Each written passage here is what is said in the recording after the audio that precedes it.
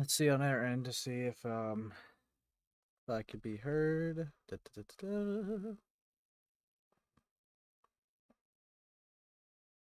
Because I am definitely starting relatively early. Definitely earlier than I said. All right, there we go. Okay. So I got quite a bit to go through, guys. First off, it's been a little bit. How is everyone doing? Definitely gonna like just try to explain things a little bit to let people get here. You took too long, dude. I started like 10 minutes early, dude. Fuck you. No, but so for any of this to make sense, I did reach out to Just a Robot. Now, this was our standards, right? Was essentially I had to have a casual conversation with him before I could do a confrontation call with him. I don't know why. Maybe it's paranoia. Maybe it's just a standard. Essentially, I'm not sure why, but I did have both calls just in case. But I've had at least two calls with this guy. Maybe the first one was just to assess the type of character I had, but I don't know. I don't exactly fully get it. Dropped a full interview. Now, I'm going to be very blunt. I am going to edit down to confrontation call so that there's no dead space in it and I could drop that. But as for the casual call, he first time I talked to him, he dropped very personal stuff on me. So I'm gonna have to like go through that 2.5 hours and cut all those segments because it's like, dude, why would you do that? I think he wanted to be your friend. Lol. I don't know. He even like thought that I didn't even have his best intentions in mind, but at least I was trying to hear him out, which I mean, I guess I was. I was trying to like, understand his thought process a little bit. But I don't know. I kind of got mixed thoughts on the guy. Um so I want to go over some things like all the things I've pretty much leaked and has just been circulating like over Twitter right now has been some things from the casual call. It's just really funny stuff. I'm not gonna lie. So let's actually go through some of those right now, just in case for those of you who haven't seen, just to kind of like settle our way in. So this was I think the first clip I had leaked, which it's kind of funny. I'm not gonna lie, it's kind of funny, but I'll let it play. You know the worst part about dating women when you're autistic? What's the worst part? When I was like just talking with this woman and she went, "You know who you remind me of? You remind me of Sheldon from Big Bang Theory." Oh. And I was like, or when they asked me like this was the one time I was racist on a date, okay? Which is a great way to Yeah. start it. Oh shit, what's up, Amos? Are you Just are you streaming? yeah, I'm literally live right now, going over some things. Uh, Dude, all right. I'll be watching the stream. Didn't mean to interrupt. yeah, whatever, dude. Fuck you. But yeah, Yeah, fuck you too. yeah, asshole. Dude. Okay, now I gotta like rejoin call because I like the green light. Sorry, that's I like the green light around me when I talk.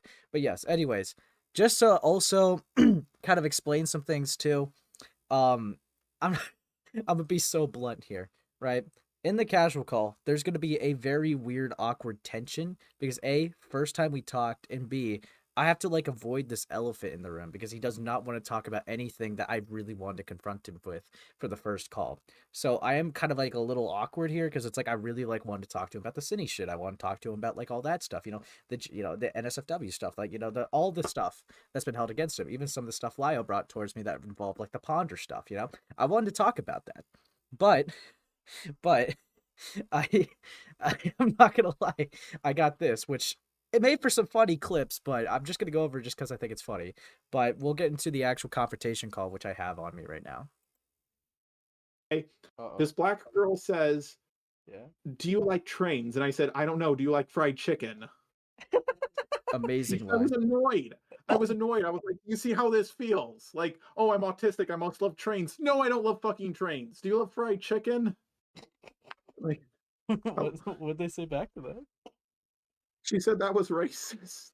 Actually, I'm downplaying it. I said, "I don't know. Do you like fried chicken and basketball?" I was actually I downplayed how racist I was. Oh no. But Originally, I I was was just gonna let it be the annoyed. clip. I was annoyed. Like, Originally, I was just gonna let it be the clip, but someone suggested I did the like included the other thing, which was just made it even funnier.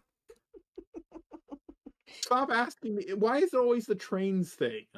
It's always trains. Come on, sis. You're talking to the racism king over here. The king of racism. Yeah, it's You know- it's beautiful. It's beautiful.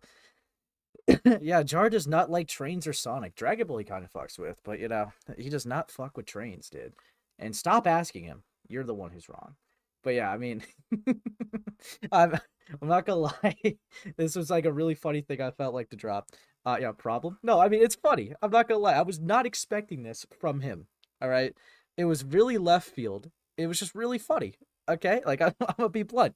I was not expecting him. Like, you know, he's been like saying he's like not racist. A lot of people have been defending him, saying he's not racist, and he drops through the time saying, you know, the one time I was racist, and I'm like, what? Oh my god. But yeah, then we got let's see this clip, which let's let it load in. It's just taking its little time. Hopefully, didn't you know you guys were gonna stream? Yeah. So this is just really, really odd. Josh the Josher, I guess, is not a really well documented individual. It's pretty much like an ex-editor, like I say here. And this is just like something that he said about him, which is kind of interesting. But yeah. 2 or 3 months later, he was caught grooming an Australian kid, and Oh. my initial reaction wasn't, "Oh my god, he groomed a minor." My initial reaction was, "Why did you pick a minor from Australia? You're never going to meet up with them in person." This guy. My god. Yeah, I mean, beautiful stuff. It's like the worst. It's the worst minor to pick. It's like, was the Chinese minor too close to you? It's like you're throwing it. Say what you will about EDP, at least he showed up. He At least he showed up, dog. Why? Why? Dude, all this stuff just like it's just so way too much. It's just so random, dude. It is just so random. It's like at least EDP knew what he wanted. Like, dog, come on. he knew what he wanted. It's like you're not even getting that. You're not even having the possibility of getting it. So it's like you're sacrificing your entire reputation and everything for nothing. Shit. What would be the what would be the best choice of literature? You know, the natural question. I'm not saying it's a like. I'm just saying. No, I know. I know. Yeah, his like I know what he wanted, but it's like you're not even getting it. You're not even gonna get it. So it's like this is like beyond stupid. And of course, my next reaction, like first I was like, oh my god, why an Australian minor? And of course, my second thought was, oh my god, he's grooming a minor. Why did he do that? Which I mean, I feel like you should have started with that. I'm not gonna lie, that was just really fucking random. My God, but you know, these aren't the oldie clips. That it just continues to get better from like this casual call because I was not expecting a lot of this to come from him. Uh, dude, but yeah, it's just so then we get to this one, which I'm surprised that Sam did really well. I'm gonna be really honest. I gave it to like Sam, and I'm surprised that it did this well. But yeah, let's. This is kind of funny. He has like a weird obsession with like Turkey Tom for some reason. You'll never see it.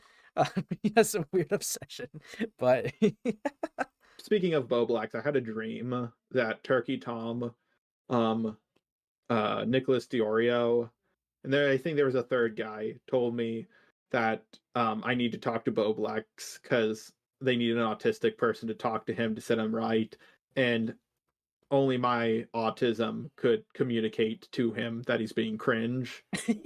And then I woke up. okay. Okay, you guys keep making the sleepy call jokes. I want to clarify something for you, right? This guy has a very different definition of what I would like what sleepy time calls. Normally, right, when I think of a sleepy time call, I like would think, right, it's a call where you have with someone where you end up falling asleep on the call, right? That pretty much sounds like what a sleepy time call would be. I had a conversation with him, right? Just to show some things. I said, "Hey Jar, I was thinking, what do you consider a sleepy time call to be? Just curious to see if we define it the same is all." Yeah, I'm not super informed on this, to be honest. Call around sleepy time, I guess. I didn't pick the name. I just like talking to people as I fall asleep. Now it's after I can do it as much. Once something is leaked, once you have to worry anymore. Wait, so do you just stay on call or when you fall asleep? No, I lay in bed till I get sleepy, then hang up. Or ask the other person to hang up. I said in my video I didn't fall asleep on call with her. I did any if I did any sound would shock as the Discord hanging up noise would have woken me up. And then let's see. I'm not gonna lie, I have a very different definition, right? And then he says, uh let's see, I've done this a lot of times. It's almost never say talk to me as I fall asleep. I thought a sleepy time call was a call that happened at sleepy time. So unironically, right? Jar defines a sleepy time call as just a call that you have with someone late at night, right? So if you're with the homies, right, and you're playing games, on Fortnite till like, whatever, till like maybe midnight, and y'all get tired, and then you just hang up and go to bed, that is what Jar considers a sleepy time call. Not like I thought, right? When he was saying he had sleepy time calls with these people, he would unironically go like lay in his bed, get all comfy, call them, have them in his ear, and then just fall asleep on call. But no, very very different definition, very different definition. And I'm like, what? That's just so bizarre. Like, I why? Because then I also asked another thing, right? Because remember, I didn't get to ask this in the interview because I totally forgot about it. But I'll show you this as well. So, I asked him why, he didn't just have sleepy time calls with his girlfriend, right? And the answer he gave me was something like this. Yeah, Rel told me you forgot to ask me why I didn't just do sleepy time calls with my GF. That's because she always passes out before I do. She takes naps. I don't. Which it's like, I just said, all right. But like, I guess she's just not awake. So it's like, I don't know. So I guess it's whatever. Because at first I thought he was just falling asleep. But it's like, at the same time, I don't really care if it's like just casual people that he's just talking late at night with. It's like, I wouldn't call that a sleepy time call. You're just talking late with people that you are comfortable talking to. I I don't even understand how he got the like the meaning of it as a sleepy time call. It's just so weird. Jar venting in your chats. No, he's not. Calm down. Calm down. Yeah. I mean, I'm also kind of like wondering if I'm not to like, pry over anything, but it's like if she takes a nap, wouldn't that mean that she is awake around like wouldn't that mean she has more energy to be awake? I don't know. I'm not going to like dig into that too much. But Ace being sussy with Jar. Dude, fuck off, Near. Fuck off. But yeah. You were no, I wasn't. I was not. Yeah, it was very cordial. But yeah, so we saw this. There was something I gave to Ant because it was really funny. I'm not gonna lie. It's just really funny. So he was Jar was about to hit us with a legend. All right. He was about to hit us with a legendary moment. Yeah, just a robot almost rickrolled us. Lol. Now you see, this is amazing. This is amazing. It's like I'm just utterly shocked. I'll play it. I won't cuck you guys. I'll play it. Man, imagine if your response video was done with your robot voice, man. That'd be crazy. Okay, I'm not gonna lie. I almost started the response video with Rick Roll. Oh no. But You would have got cooked. I it would have been funny though. No, it would have, but you would have been hella cooked. Yeah, but who name a YouTuber who has made a response or Rick rolled someone with a response? I can't think of one. I would have been the first. Yeah, no, you would have definitely would have gotten a lot of attention for it too, though. My God, I can already see all the arguments though being made against you. Be like, he's not taking it seriously. To be Yes, fair, it would have I been funny, was Bella. debating. Like I've got so much advice on how to do it. Like some people told me don't take it seriously, make fun of the allegations. Other people said don't debunk anything, just apologize. Other people told me don't respond at all. Some people told me this response is all right. Another person told me this response works somewhat, but no one's going to listen to it. They're going to tear you apart. You need to scrap it and remake it. And I hate it when people tell me to scrap something and remake it because I'm like, I don't know. What if I make an even worse one? I don't even fucking know. Yeah, I mean, like, I think it would have been funny if he just went through with it. Obviously, not a single person would take a word seriously that he has to say after that. But in terms of funniness and just like content, that would have been hilarious. That would have been hilarious. It's like, yeah, he would have got a lot of attention for sure. And this last one I'll just show I gave to like Spindling or whatever. Yeah, it's fine. It's fine. It's an all right clip. You know, it's okay. It's okay. Let's play it. I'm not a big fan of the prison system. Like, one of the funniest things I said to a black guy is he said to me, "You white people just want all of us black people to rot in jail." And I said, "Absolutely not. That's my tax money." It's like, what the fuck, dude? Dude, he just says like some of the most random things. I'm not even gonna like cap. Like it's just so fucking random. And I don't know. That was all stuff from like the casual call, right? All stuff from the casual call.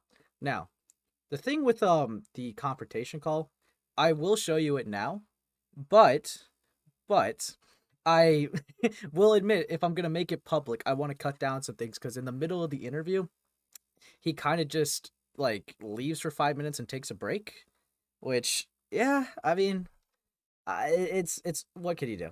What can you do, dude? But yeah, let's go through this, dude. Let's go through this. Oh yeah, hold up, waiting for him. Hello, Hey, Jar. hello, Ace. All right. Yeah, I guess it's time for the call then. All right. That was from him. That wasn't from me. All right, I'm very professional. So, I guess like I had a lot of questions to ask you with your video, and this is an attempt to try to get your side, obviously. So, for starters, I was brought a claim to me not yesterday, but during the live stream, that there were some parts that you were allegedly lying about, and I wanted to hear your side about it. So, are you familiar with your segment? Like you remember your segment with the ponder thing, right? It's not me. So when you said in your video that she made that maid dress with like without your consent, right? I was told that Ponder had your consent. So just in case for any of you that are out of the loop a little bit, right? Essentially from last stream I did about Jar, Lio came on to give some things like because Jar made a claim that Ponder Sprocket made him like in a maid outfit without asking for his consent. Lio came, showed some DMs. It doesn't exactly ask like the consent being asked is not in the DMs, but apparently she did ask for DMs in the call, and it could have just been a random thing that he could have potentially lied about, or he could just be honest about. I really don't know. It's a he said she said thing, but I decided to ask him since I had him right there. Well, I have no idea. Like, I really don't remember. I mean, if there's evidence that I gave her my consent, then there's that. But I definitely wasn't in contact with her with the thumbnail thing, and I did say I don't really care. Right. Yeah. I mean, the only thing I just feel it's a little weird personally to be included, but like these were DMs I was given by I guess Lio for Ponder or something like that of like what you guys had. Doesn't really show much besides her having the conversation with you and it being I in your mean, DMs. I don't see how this implies consent. I No, don't really care no. either way. The allegation, I guess, like from her side is just apparently she asked you in a call, which obviously is going to be he said, she said. Isn't it amazing that, like, time and time again, the evidence of what I've done is in calls that are not recorded? Yeah, I mean, to be And fair, then I wouldn't see the point of recording this call. I, it's just it's just I'm the liar when it comes to he said she said, and that's how it happens. Right. I mean, obviously, if like Ponder's like accusing you, right? Obviously, she's gonna say you're lying if it's her side. I'm not accusing you of lying per se. I'm more or less asking for your side about it. But yeah, I see. And like I know, like another thing that was brought up is I guess with the timeline of how it went. You remember your Jaden Animations video? It was I guess I was only sent a clip of it, but it was about you talking about like if people don't want to make Jaden, like, if she doesn't want porn made of her character, then you shouldn't, right? Mm-hmm. That clip was sent to me, and apparently the timeline of that was like, this is how it was framed to me. So I'm asking you. Apparently you made that video after the whole Jaden Animation NSFW thing happened. Would that be Yeah. accurate? Okay. Yeah, years later, I changed my mind on that. I never sent that picture out, and it's not, even then, I don't think that picture is that NSFW. I mean, I was always planning to talk about the Jaden porn thing eventually because I'm going to be honest here. You can come across it just by accident if you just search up Google Jaden animations on Google Images. So I think I was originally planning to use that as a thumbnail. I just didn't get to that video for like years, and by the time I did, I completely. Wasn't he the one who said to make NSFW of himself if anybody wanted to in a video? Yeah, he did basically give he did give like consent if you wanted to draw porn of his character. I do remember showing that clip off a little bit. It was actually in the same Jaden thing. I think I do ask him about that too. Real. Forgot that was drawn for me. Right. Okay. Because I guess like there's also a second thing in that clip that was a little interesting. I know like in your video you say something like you say something along the lines that the manga common art and the Jade animation things was like the only thing like either NSFW/porn thing that you requested. As far as I remember, yes. Yeah, and I think in that same clip you say something like that. If you want to make porn of my character, I don't care. Like, Yeah, go yeah, for I it. don't. Yeah, but I'm not gonna like go up to someone in DMs and be like, "Hey, please make porn of me." Like, if you want to make porn of me, go ahead. I don't care. I see. All right, hold on one moment because I was also sent a screenshot too. Oh yeah, I'm about to ask him about the gay porn. I guess it would count as a contradiction to the word that you said, but I don't know. This one is what I was sent. Is what I'm referring to. Because apparently you said this on Twitter. Do you have to remember the context of that? Or no? It was, yeah, I've seen it. It's me saying, like I think in the clip I say things like your dick is slandering me or something, and there's like a bunch of guys around me. It's hard to remember because exactly what it was because well, there's nothing there Right. in that screenshot. Kind of weird that people look through my Twitter that far back. Right. I mean, anyone's gonna do that. If you're like public enemy number one, or if anyone's researching, I mean, I'm not gonna lie, 2 years is not that crazy to go back, or now 3 years, but it's really not that crazy to go back, especially since you made videos on people, doing a little deep dive on like individuals as well. I mean, if you like, for example, right, you talked about Doodle Tones. With the diaper thing, you would have had a Doug like 10 years back or around that, like a decade back. I don't really think it's that crazy for people to look 3 years back when you've done decades back on people. But I don't know. Just saying. Okay, because I And mean, I'm gonna be honest here, you have to be a good sport when stuff like that happens. You can't just be like, "No, please don't do this." Like I guess I could have ignored it as well, but you know, eventually, no matter who you are on the internet, eventually you're gonna have gay porn drawn of you, depending on how big you get. So I was like, "Yeah, it's about time something like this happened." okay, it's about time this happened. Dude, he was ready. I mean, okay, I get like that perspective. I guess like it would just be like the clip of you saying like in your own video you say like these are like the only two instances I've either asked or requested it. And I guess in your video it would technically count as a contradiction if you said if you want to make gay porn of my character, go for it. But Oh yeah, I mean, if you want to make porn of my character, go for it. But I'm not going to say make porn of my character. There's right. like a difference. Like I think retarded analogy, but think of it like a washed car. If you want to go up to my car and wash it and clean it for me, awesome. Happy if you did that, or I don't mind. But if I like told you, hey, can you wash your car for me? That's a request. Right. So you're more saying the difference is these are things you generally requested versus what you're giving consent to, right? Right. Okay. I guess I could see it from that angle. All right. And I guess like let's see, because there's a couple other things with the video. Personally, when I watched it, right? It kind of felt like there were some moments that it felt like you were blaming other things than, taking accountability. Which I'm not gonna lie, I don't really feel like my opinion on this thought really changed that much. Because it's like, I'd like name 3 things. He does give like his reasonings, but it's like, I still feel that he did blame other things and just take full 100% accountability.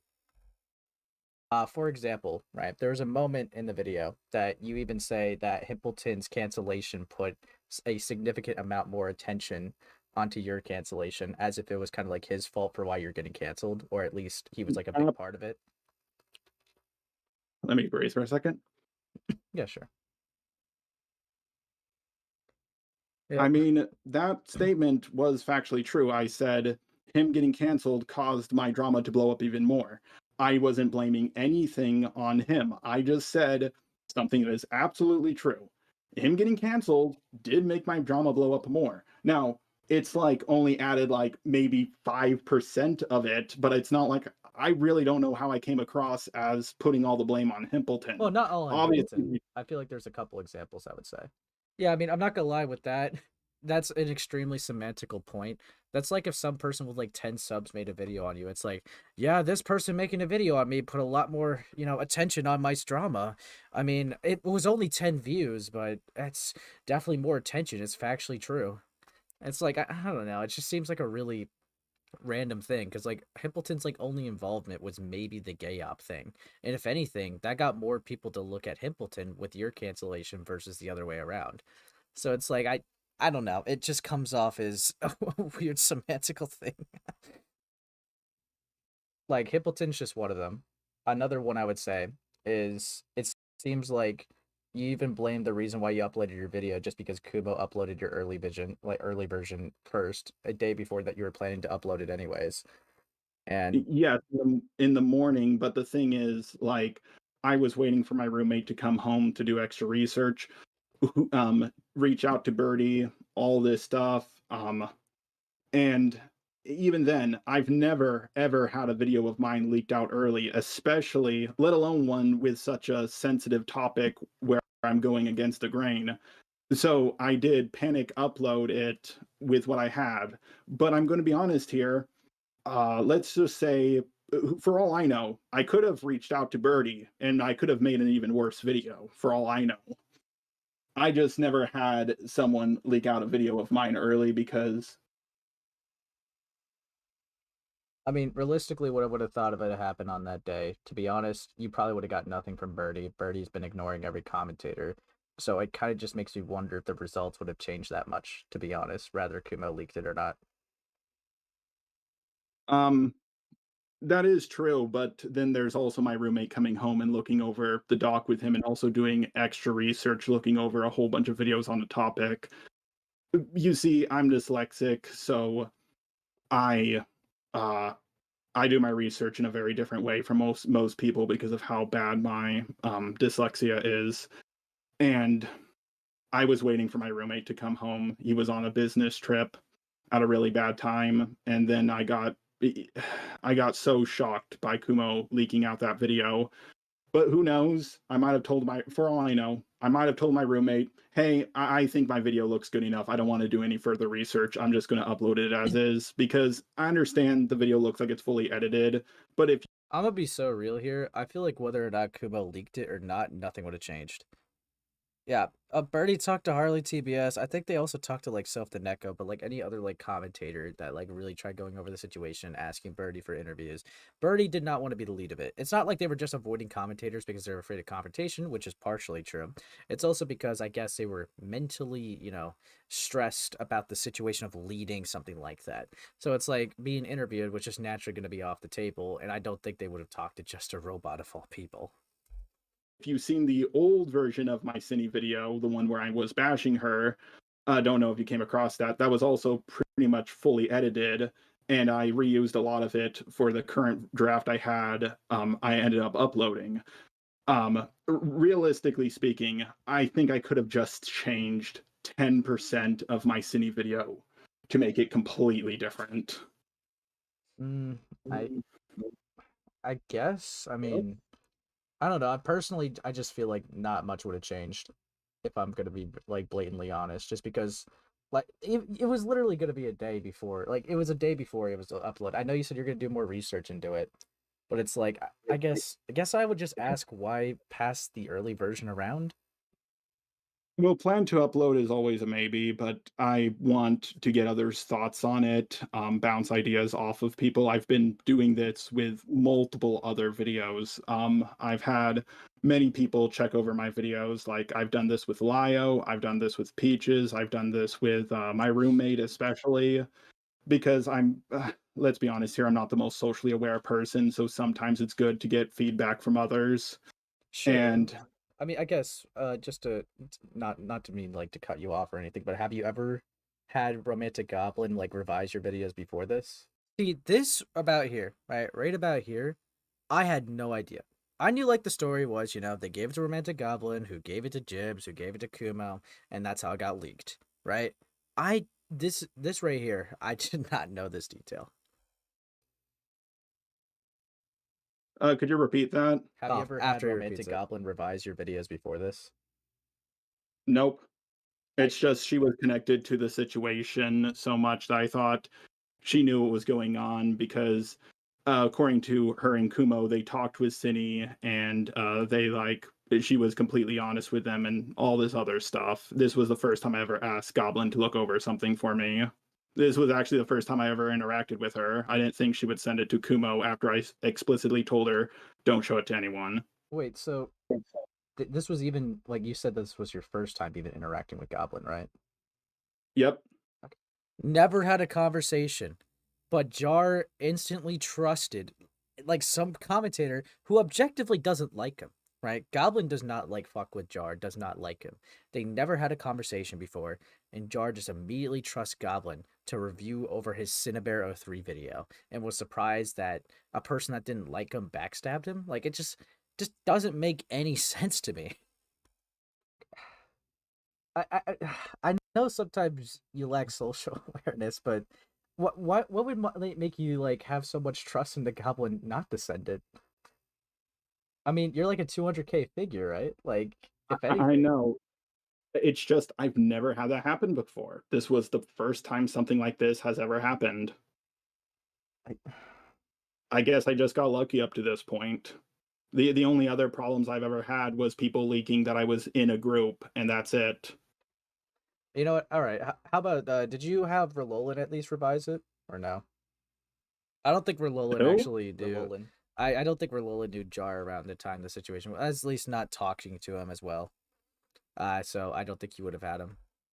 And by the way, the confusion here is I guess he knows Verlolan as Rel.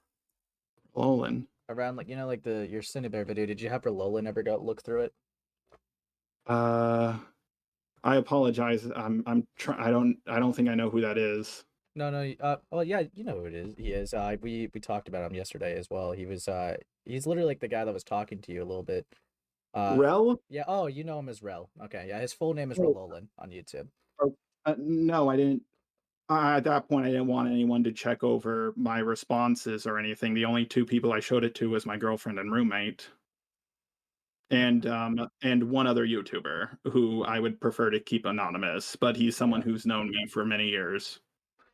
Okay, so I'm just kind of confused because like obviously you have like people that are like your friends that you could trust on the platform, right? It's like I just don't know why you would revise it with a stranger.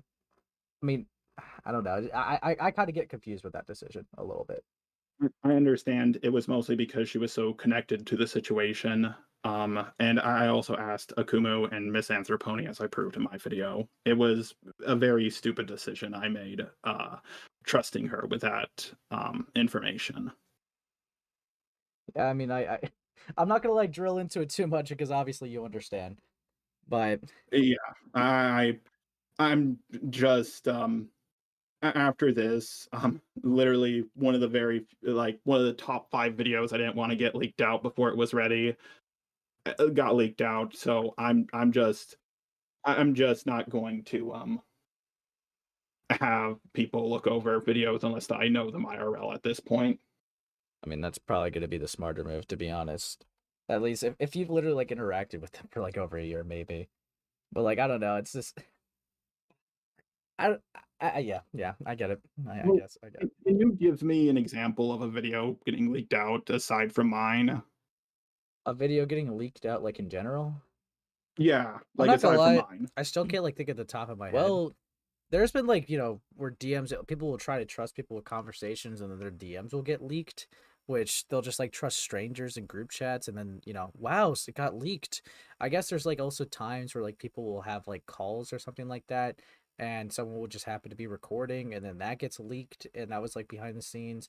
It's like basically the premise has always been like the core premise has always been the same. It's like don't trust strangers with something you don't want the public to see yet. It's it's just really bizarre. It's really fucking bizarre. I'm gonna be honest, not a lot of people make the decision to give their response videos or their, covering like a very controversial topics to complete strangers to review. So normally it doesn't get leaked out per se. I'm trying to think of like one where it happens, but usually people Well, don't make that decision. I understand. It was just because she was close to the situation, but I'm pretty sure a lot of people have done this before me. It just didn't happen. I mean, I get okay. Like, I'm really not trying to like hammer in, but like I get that like okay, Goblin was involved in the situation. Yes, 100% get that. But like, wouldn't you have at least known that like Kubo and their whole like group at least dislike you? I mean, you always talk about like how the art community hates you, so it's just They the Kumo and Goblin are more anti art CC. fucking okay. There's a fucking phone going off in the background. Jar, come on.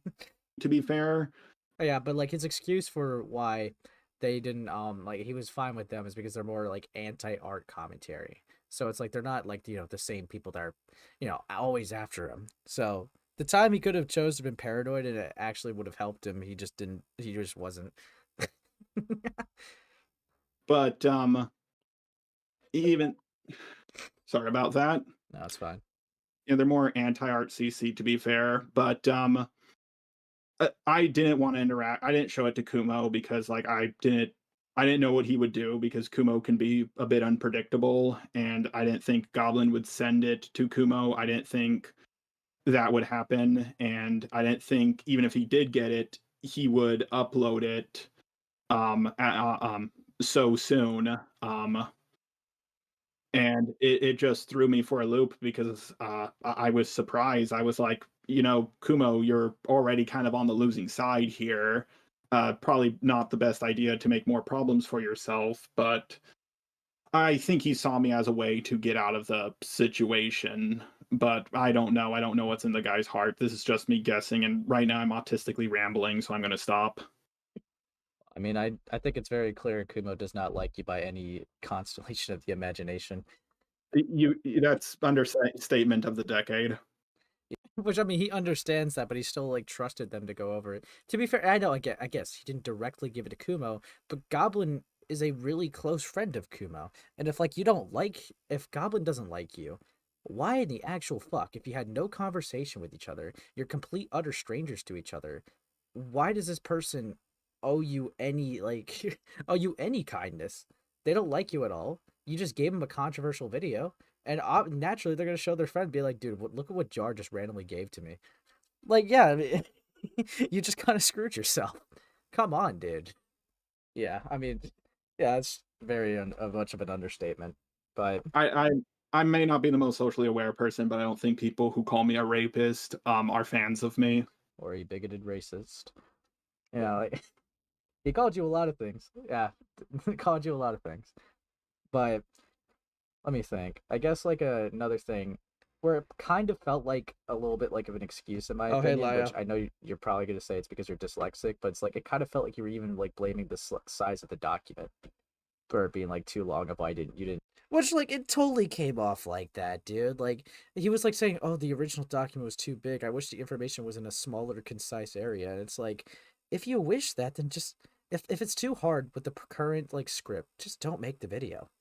My God. One thing he's gonna do is blame his autism for being stupid. I mean, I think he might do that a couple times in here, if I remember correctly.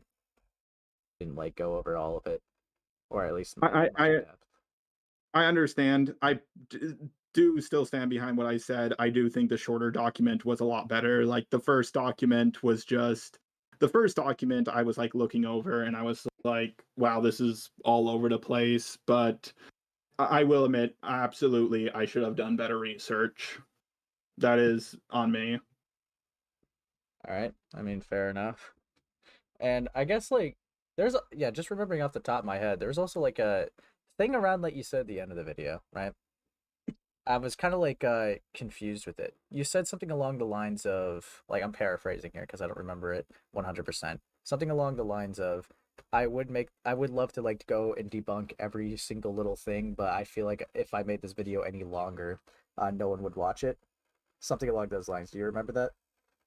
I said I wanted to debunk more claims about me, but if I made this video longer, people won't watch it because, in my humble experience, when response videos are too long, people tend to not watch them, and maybe not the smartest thing to say, but I felt like if I went into more detail or talked about things for longer, like sometimes saying less is more. I mean, Because I mean, like, look at what I'm in right now, just with what I've said, so many questions. If it was longer, it would have been even more questions. yeah, I mean, I don't know. Like, I feel like if it was longer, definitely more people would have watched the full thing. 100%. I feel like just because, what like with what I even seen with like your video on Cine, that was nearly like what like an hour and 40-ish minutes, like roughly, Yeah, and yeah, and people watched the whole thing of that, and your yeah, response was because 48 minutes. it was, Pause, dude. it, uh, The pause. The insane I mean, it pause. is a different ballpark. That Cine video was much more heavily edited. I mean, I didn't want to heavily edit my response video because I thought that would make Which is not what I said, right? I didn't say to edit it more, all right? Like, I just said to, like, you could, like, I'm basically saying, right? The length is not going to be the issue. People are going to watch the full thing because, to be honest, you got everyone's attention right now because of, like, something really stupid you did. So, naturally, everyone's going to watch your response. All these commentators are going to go through it. All the people in the chats are going to see it. Like, and your own audience is going to be interested to see what you have to say for all this stuff. So, it's like, I don't really think that that's a great excuse, but it's there. Also, thanks for the 2 art clips. Jar isn't real, on God. people think I was having fun with it, and that could have reflected poorly on me. Yeah, I mean, I don't even think you just had to heavily edit it. I mean, there probably could have been a couple more things to respond to because I know like some things were still asked, which I did kind of ask a little bit before, but it's just some of the things that you said in that interview. Like for example, like I think we definitely talked about this one, but it was like even like the 16-year-old thing with the phrasing of that. I feel like it would have been helpful to you to frame that a bit better, frame your understanding of like your thought process a bit better in the video about that, because obviously a lot of people got the impression of, well, if this guy sees a 16-year-old, he's trying to get out of there because he can't trust himself, which I obviously we explained, and that's not what you meant. Yeah, I didn't want like single guy in a pool. Obviously, I didn't know her age, but when I was by myself and that family showed up, I was like, I don't. I was almost done anyway, so I was like, I kind of want to get out of here. Plus, I won't lie, this was when I used to go on high swims. That's when you smoke weed and swim, and weed does make you very paranoid. Right, yeah. I mean, Honestly, I think the reaction to what I said kind of proves my point. Like, if me just saying, "Hey, that could have happened," and people are reacting like this, then I think I was smart because I just don't want to be around in a situation like that with. this is all great and good, right? It's like you don't want to be around the situation, right? It's like essentially he wants to get out of there because he thinks like, people will just like maybe get the wrong idea of him or something like that, or give him weird eyes. And it's like, even if your whole thing is like, it just kind of sounds weird for you to be like, well, the reaction of everyone just kind of proved my point. Well, still, you didn't clarify that the reaction was wrong. In fact, it would have helped you because a lot of people literally got the impression that you had to get out of there. you had to, you needed to get out there, dude, or else who knows, you couldn't trust yourself, which is like, dog, come on. Obviously, when I talked to him, but that's not what happened. That's not what went down.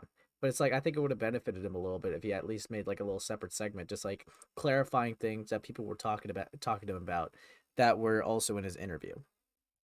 Someone The fucking dressed Samsung. like that in the water. I mostly just swim by myself.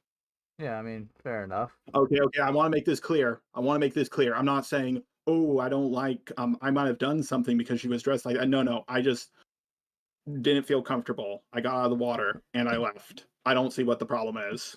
Yeah, exactly. When you when you elaborate on it, yeah, it makes sense. I think everyone just took it the wrong way because of how you worded it. It just came off weird.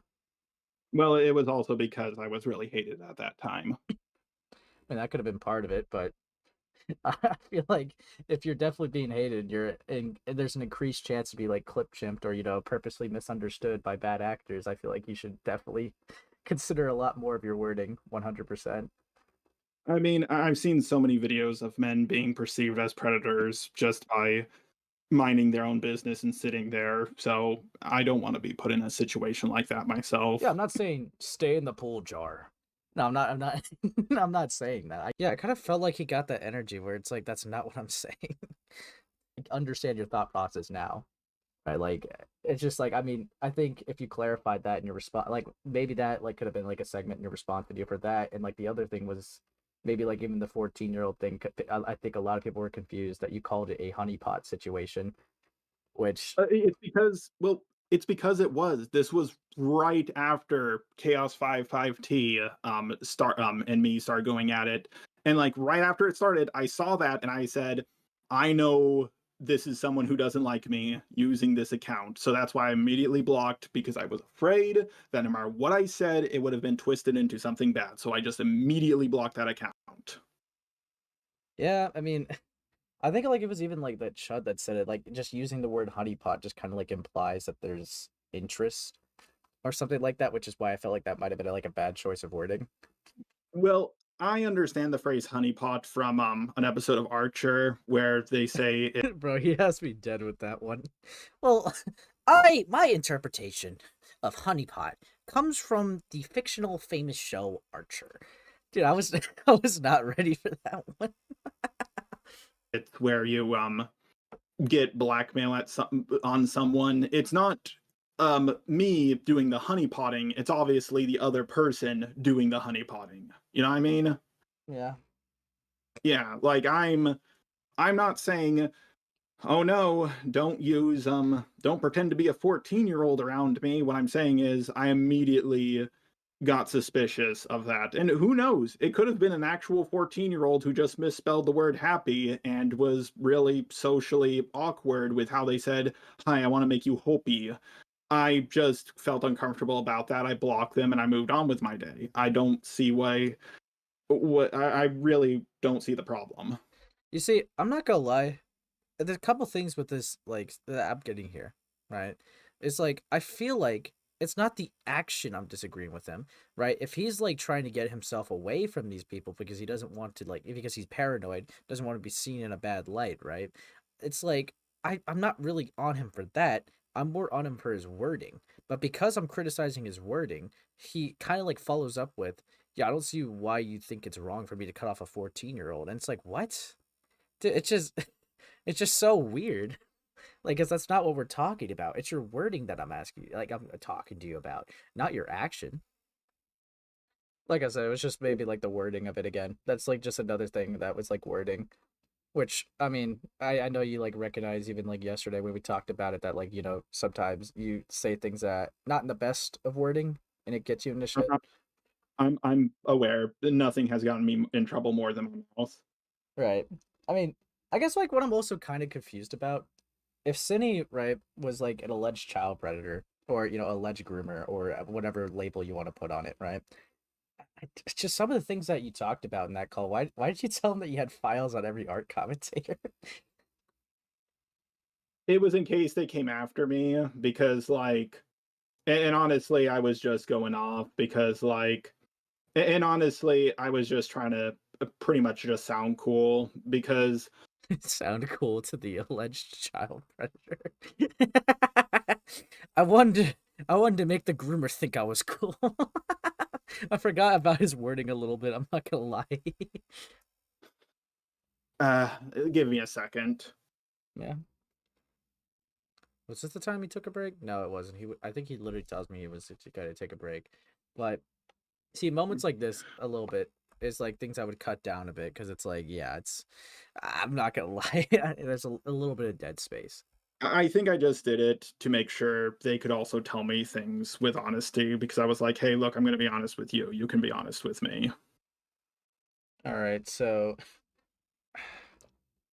I mean that is kind of like a little bit of like an odd move to do in that situation, regardless. But like I don't know. Absolutely. That's why I edited it out of the original thing, and then I wanted to be transparent and leak the full thing. Yeah, Like I could have kept that to myself, but I wanted to be upfront. Unfortunately, that's now just seen as self-reporting. You don't admit to something, you're hiding it. If you admit to it, you're self-reporting. I mean, regardless of like if you meant it or not, I just thought it was like a weird thing to just say in that situation, just because like it's a person with allegations. You know, you're talking to them, you're interviewing them, right? Just I already admitted. I yeah, completely have no excuse for how I had to conducted myself in that call. right. I mean, I think you might have tapped on this a little bit, but is there any reason why you also ask like leading questions? I felt like, when I used this term, I thought he was gonna fully understand it, right? Because like, I mean, he watches all these commentary channels, these debate channels. It's like I feel like he would recognize the term leading questions. In fact, that term was also being thrown around too when his interview was being talked about. So I thought he would know it, but I think we have a little he kind of blanks a little bit. Could you repeat that? You might have answered this before, but just to ask just again, is there any reason why you ask Cinnabare like leading questions in the interview?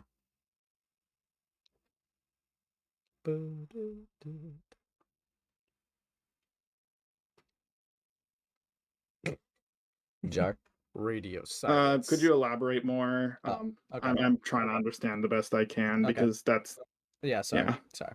I'll put it a little bit like a bit easier to understand. Is there any reason in the interview, like when you ask Cinnabare questions, is there any reason why you ask them questions to basically lead it felt like you kind of like wanted to lead them to an answer you wanted them to answer with. Honestly, I was extremely tired. It was late for me, and I also didn't want them to run away. And honestly, I have no excuse for myself. I don't know why. I guess I just wanted to hear the answers I wanted to hear. I didn't want to believe that they were. I think I said this in my video. I didn't want to believe they were as guilty as everybody made them out to be. Right. Yeah, it was the first interview I've ever done. And mind if we take a break for a little bit? Yeah, sure. Okay. Thank Around you. here, Just I'll stay on call. I just will mute myself. Just so yeah, he mutes himself a little bit, right? This is definitely something I have to like, yeah, trim out too, if I make this public.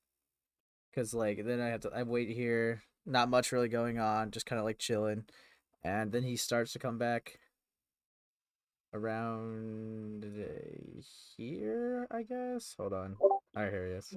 sorry about that. I just grabbed some water and used the bathroom real quick. That's fine. Yeah. So I honestly think my thought process at the time was I didn't want her to run away. And sometimes you have to ask people leading questions when they're in a state of panic. But I think the way I did it was Thanks for the 10. I appreciate it. But yeah, I mean, if he's cringe, then like, I mean, I'm asking him questions I had that he just didn't answer. That's very like, I felt like that was pretty obvious.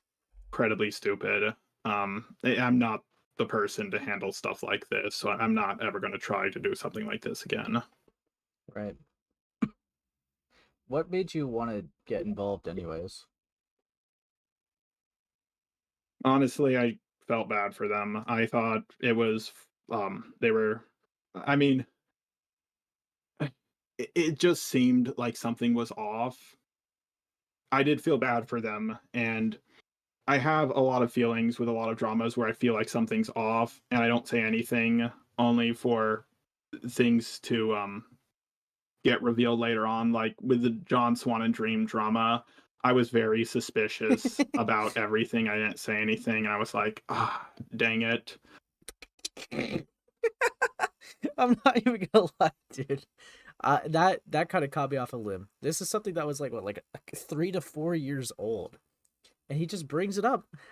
He just brings it up. It's like, dude, come on, dude. You know that was a drama. You just showed up at the end. You showed up like months after it was resolved, and it's like that's when you made the video. It's like I don't even know why, like you even like are trying to like. He's still trying to spread the narrative. It's like he had a sixth sense. He just knew that John Swan was lying. It's like, come on, dude. Come on.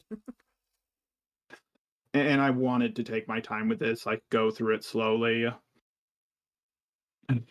And I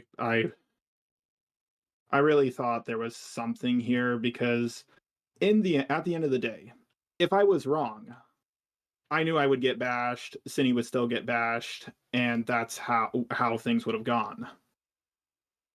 Like if I was right, I would have helped someone. And yeah. I mean, I don't know. Even with this, they have they have literally objectively sent like rape porn to a 14-year-old as a 20-year-old. I don't think that's the type of person you want to help. All right, like I don't think that's the angle you want to go. All right. Yeah, hold on, one more. Thinking. Last question. No, not definitely not no, last I think question. There was a couple things I still had to ask. And hold on. What else was there? Hold on. Jar. Yeah. I was kind of confused about like something. It seemed like he kind of admitted to something with a loud call. Sounds really fucked up. There was like a part where I think Lio just basically just says you use people as tools or stepping stones, and you just kind of like didn't negate that. Lio was yelling a lot. I mean, I did push back on one thing, and that was okay. Yelling. I'm not gonna lie. To say Lio was yelling in that call, it's like I kind of wish he did. That would have been funny to watch. But it's like he just had like maybe a stern voice. I mean, compared to like, Lio's outrages before, it's like if you consider that yelling, I don't know. I feel like that's not what that was. But it's whatever. The only thing I pushed back on was I said I don't always go back on my apologies, and then I asked him what have I gone back on, and he said, "Oh, I don't have any examples." So like I don't know what was going on. Like no, shouldn't say that. I knew what was going on. The thing is, I don't know what he was saying, so I just decided to stay quiet and not say anything because after the Chud call, I just made an ass of myself. So I just wanted to stay quiet. And I don't think I use people as stepping stones. I really don't think I do that. But what if I do that? And I was in not the best mental state. I've been questioning myself a lot. I mean, I can't really think of an example of using someone as a stepping stone. Like I didn't be like more importantly, what does that mean? Using someone as a stepping stone? Well, I mean, it would most likely, I guess, infer in this context that you would befriend someone with just only the intention in mind to backstab them in a video later so that you could grow yourself, which I guess that's what that was implied there. That's just like my interpretation of it because it's like, I'm going to be honest, the whole stepping stones argument, it's like people make videos on people, and technically that is making, a person into a stepping stone to grow your channel. So it's like when you cover hated people, you are using them as a stepping stone in order to grow your channel. This is something all commentators do. But I'm assuming since it's being used in this context and why it's even being used in a serious like manner, is most likely that he would befriend people, have beef with them, make a video on them, and then, it's just make a video, it's like grow off of that. So it's like, yeah. Any example? The only example, the closest thing I can think of is the name's Junkie, and he went against me first, and I begged him to like just talk things out with me, and he wouldn't. And then I thought, okay, I'm just going to talk about what he's been saying about me behind the scenes, and that's the closest thing I can come to. Like, I didn't backstab Lyle Convoy. Sure, I was working on a video, but I never made it. And I've been going back and forth on it for several months. I didn't backstab Spockter. We weren't that close, and I was pretty charitable, all things considered, at least in comparison to other videos back then. Wasn't the example he used in the call, if I remember correctly, Doodle Tones per se? Or I mean, Doodle Tone started it with me, and I tried to work things out with Doodle Tones for a long time. Doodle Tones got exposed. That Doodle Tones getting exposed had nothing to do with me. right? I'd even. I mean, honestly, it's just not really. It's like a minor detail, I guess. But I mean, if you're making a video on someone who got exposed or something, like I think he's referring to like the FCK stuff. It's like I guess the diaper stuff is not really relevant, but like I don't know. It's kind of bizarre. It's like if you just are talking about the FCK stuff, is the diaper stuff really necessary? I guess like you could probably argue that or ask that, but yeah. Know what was going on, but I'm also kind of if I did know what was going on, do you think I should have talked about what was going on with the FCK stuff? Because I'm put in this situation. If I don't talk about what my friends do, I'm hiding stuff. If I do talk about it, I'm a backstabber. The thing is, I've done neither. Right. And yeah, of course, if he knew about the FCK, I would want him to talk about it. Like, of course, I'm gonna what happened in there was kind of like gross. I'm not gonna lie. No, I don't think you should be silent about the FCK. I think that would be something I would encourage you to talk about as a situation. Yeah, I wouldn't ever discourage someone to talk about the FCK unless their only intention was to sweep things up or hide something. But I don't think that's what you would ever plan to do, from my knowledge. Yeah, and I was also kind of just letting Lyo vent because he seemed like he had a lot of built up anger. Okay, so I mean, that's such a that's such cope. That's such a cope thing to say, because it's like obviously he's mad at you because you two are friends and you fucked up massively and you didn't even go to like a friend for advice. I mean, what's actually mind blowing to me is you went to Romantic Goblin to review your video versus a person you've been friends with for years. Something like that is just mind blowing to me. I don't even know how you would do that. Yeah. I won't lie.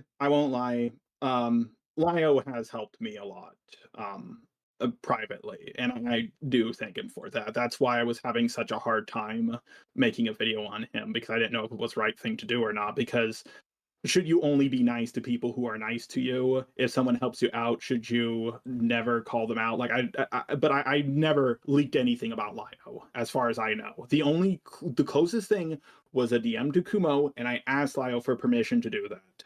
Right. I mean, I guess we could like ask about that a little bit with the Lyo Convoy video. Okay. Here, he's about to go on a really weird schizo sweep mode, and I have no idea why. It's actually insane because like I'm about to ask him about his Lyo Convoy script, right? And this is on the topic of maybe if he like backstabs people or uses them as tools, right? And it's like it's interesting because it's like his reaction. Keep in mind, I've already asked him a question with the ponder stuff that would have been he said she said with a not a recorded call at all, right? And his answer was like he still gave his side, right? But here he's about to give a completely different thing. What was like? I guess what was going to be your angle with it? Just because I'm kind of curious. Like, what would have you talked about per se? Well, the thing is, I can make up anything. Like, I can say anything. I can say, oh, it was a defense video or an offensive video. I was just trying to go over his history and everything he did. But the thing is, like, this is completely anecdotal because no one knows what I was going to say at this point because I never made the video. So I honestly don't see the point in even asking this question. See, this is such a weird response because it's like with the earlier thing when I asked him a he said she said question, he wasn't like, I don't understand the point of this question about Ponder, with the image. Like I could just lie to you, right? Like this is just purely anecdotal. But like for here, right? He's doing that, and it's just really it rubs me the wrong way. It rubs me the wrong way. Because let's be honest here, I can very easily lie about what my intentions were because no one knows. I mean, I guess you could lie if that's what you want Yeah, the like answer to be. yeah, because like there's no proof either way. I mean, you still have the draft of your script, right? That pause. I'm literally drinking a root beer right now. The I don't pause. think I do. I think I could look for it, but I don't think I do. Now, I want this to be known to you, all right? I want you all to keep that in mind, right? Because this right here, he just said he doesn't think he has the script. I had the casual call and the confrontation call a day apart. This is the day after. This is the day before. All right? This is me, like, in him talking about the Lio Convoy script. Handful in the works, and Himpleton begged me nonstop for my Lio script. Oh, really? Yeah, he asked for it multiple times, but I didn't give it to him because, like, Which I'm gonna be so blunt, I am 100% guilty for that reason. All right, I asked Himpleton if he could get the script because I was very curious. All right, I was very curious what he wrote in that thing, but it's like, yeah. it's like it wasn't finished, and because I kept on like going back and forth on whether I should make it or not, and now it's a no, and I'm just gonna hold on to the script for myself and just in case. I don't even actually maybe not even in case. I just don't like deleting stuff. Right. See, right there, a day before, all right, he just said he's gonna hold on to the script just in case, slightly retract it, but said he just doesn't like deleting stuff. All right, this is less than 24 hours later. All right, and he just said, I don't know if like he just I'm not even gonna misquote him. I'm just gonna skip back 10 seconds so you can hear it again. Uh, I don't think I do. I think I could look for it, but I don't think I do. What is weird? It's weird because this is just an objective lie. He just told me the day before, like he has it, he's gonna hold on to it. He just, doesn't like deleting stuff. But this now he's thinking, oh, I probably don't have it. I would really have to look for it. And this is less than 24 hours apart. So it's like, I don't know why he lied about this. It's so weird to me because it's like, it makes me wonder, right? What he's hiding. Like, what is he hiding in that script? Makes me want to see it more, to be honest with you.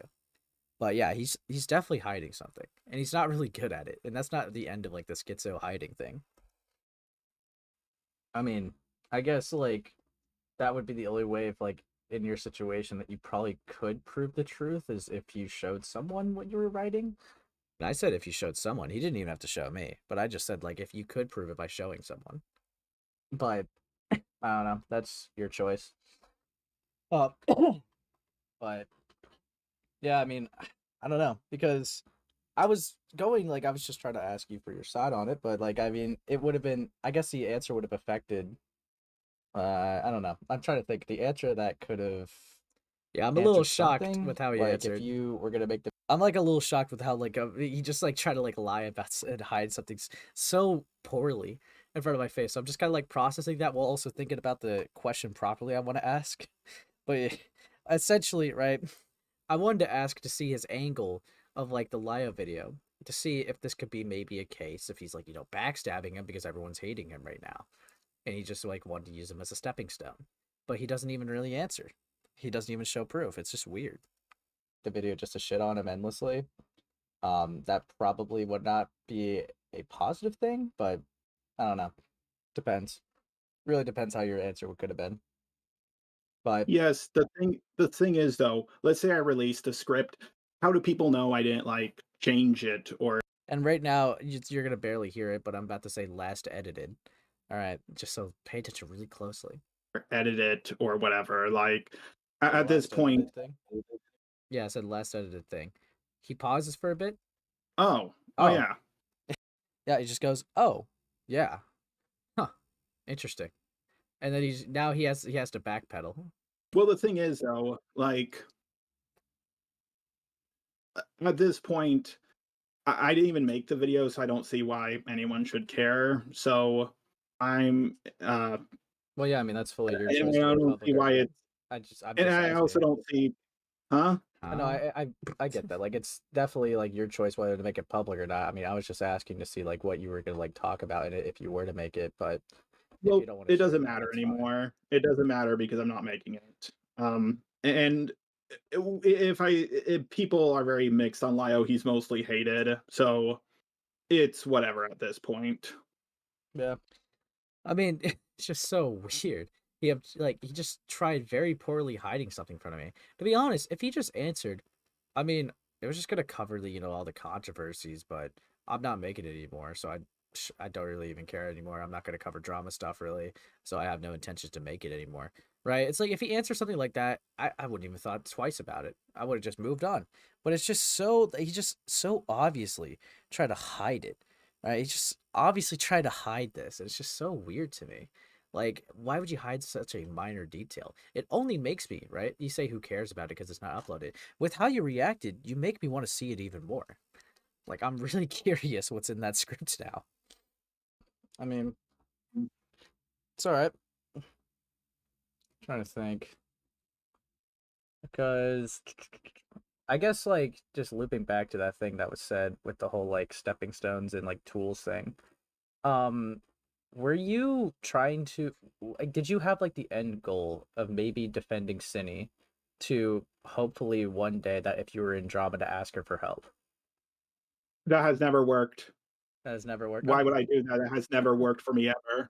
Yeah, but I mean, I'm just asking you, like, was that your end goal? No, No. Okay. no, because anytime, especially people like there are certain people who would be able to help me, who I could befriend. Cindy is definitely not one of them. Right. I mean, girl can't even defend herself, so why would I ask her for help? Which is kind of funny, bro. You gotta. I mean, to be honest, bro. Like, City first day, just day one of like trying to defend themselves or just talk about their situation. Yeah, they just concede to being a groomer because someone told them they were. So it's like you're so dumb. I wouldn't trust a person like that to defend anything. I'm not gonna lie. Yeah, I mean, I guess like, when you say it like that, I could see that. I don't know. It's just like with the DMs, it's like you did definitely have a little bit of a savior complex, a little bit. That's fine.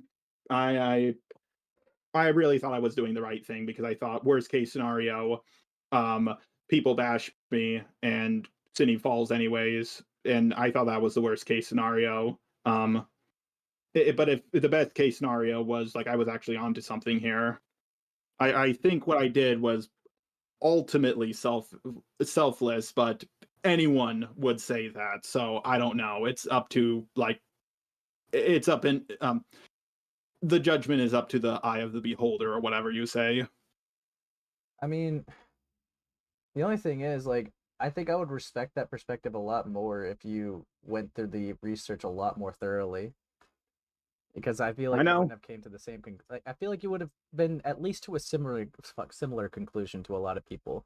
I mean, even Kumo conceded that it was sexual misconduct with a minor, like on other streams, which he has even said is worse than grooming. Which at that point, I don't know why he would still defend her. Yeah, I mean, honestly, Kumo confuses me. this point doesn't make any sense because, like, just to be extra sure, right? I never thought to look into it, but I looked at it, right? I looked at it. Sexual misconduct would be physical interaction. So it's like, how did Cindy do that? How would Cindy have done that? So I don't, I don't know. It's fucking odd. Just wouldn't have been possible. And he claimed that so confidently. I don't know why. That's but like sexual like okay. I'm can we take a break so I can ask you a question? Sure. Do you think sexual misconduct is worse than grooming, or like what is sexual misconduct? Well, I haven't like seen like the actual definition of it. It's just I remember that was a claim he made. Oh, and I could look it up. Because like when I think of grooming, like I think of people like trying to meet up with a minor in person, Yeah, and prepping them uh, for sex. That would be the core definition. Yes. yeah. So that's I don't think I don't know what sexual misconduct means, but if he said, "Oh, I think this thing is worse than grooming, but I'm still going to defend her," All right. So that's yeah. here's like I'm just looking up a definition. What is defined as Uh, sexual misconduct? Involvement in any sexual contact when the victim is unable to consent. So I mean that would be like that sounds like so. Is it rape? Like I don't, um please. I'm not trying to be stupid. I'm really asking here because like when I hear not consent, that's the first thing that pops into my mind. well yeah, I mean I guess if I read more of this, I don't even know why I was making that claim. Intentional and unwelcome touching of or coercing, forcing, or attempting to coerce or force another to touch a person's intimate parts, defined as genital area, groin, inner thigh, buttocks, or breast. They weren't even met in I, person. I don't know why I was making that yeah, claim. I'm. I think this is just a case of I don't misusing the word, but I think it's very weird to call something worse than grooming. But I'm still going to defend it. But I did say in my video, Stinny did absolutely 100% speak very inappropriately around minors. I said it was wildly inappropriate. It was an optic nightmare. My big issue was I was focused on is this grooming or not? But like, and I thought, well, she was already bashed for what she did, so like, and everybody already hated her, so Right. yeah. Because I mean, Uh, I guess uh, all right. yeah, I was just gonna say like with Kumo too. Like I know like with another thing that you like said, you kind of like were a bit more convinced on his side for two things, if I remember correctly. One, usually he's very like bad faith and malicious and has a very low bar of what he considers pedophilia. But was dude about 60 people of you are here and none of like only 11 likes, dude. Come on, like it up, dude. Change that, and of course sub up, dude. Come on. It's defending Cine. And I believe the second one is he seemed to have won a few debates. Um, just like a little bit of a question with that too. If he won a few debates, right? What debates do you think he won? Just to start off with something simple. and I couldn't find the footage, so like I just remember at the time like him yelling at people and the people being like changing their minds on Cine Bear, and I was like, this guy seems like he really wants to fight for someone. Maybe he's onto something because there's been so many Thanks, cases Eva. where everybody's bashing someone only for it to get reversed later. And I thought maybe he might have been onto something. And I really thought worst case scenario, if I'm wrong, I'm just going to get bashed and Cine is still going to get canceled. And something even worse than that happened. Yeah, I mean, one thing I kind of have a hard time following with your logic is like his low bar thing, right? It's like that's one thing, but it's like you've also recognized that I think you called him like schizophrenic, if I remember correctly, or like mentally unwell or something like that in your video. And it's like, I didn't. I heard a rumor that he was schizophrenic, but I didn't say that. I don't believe.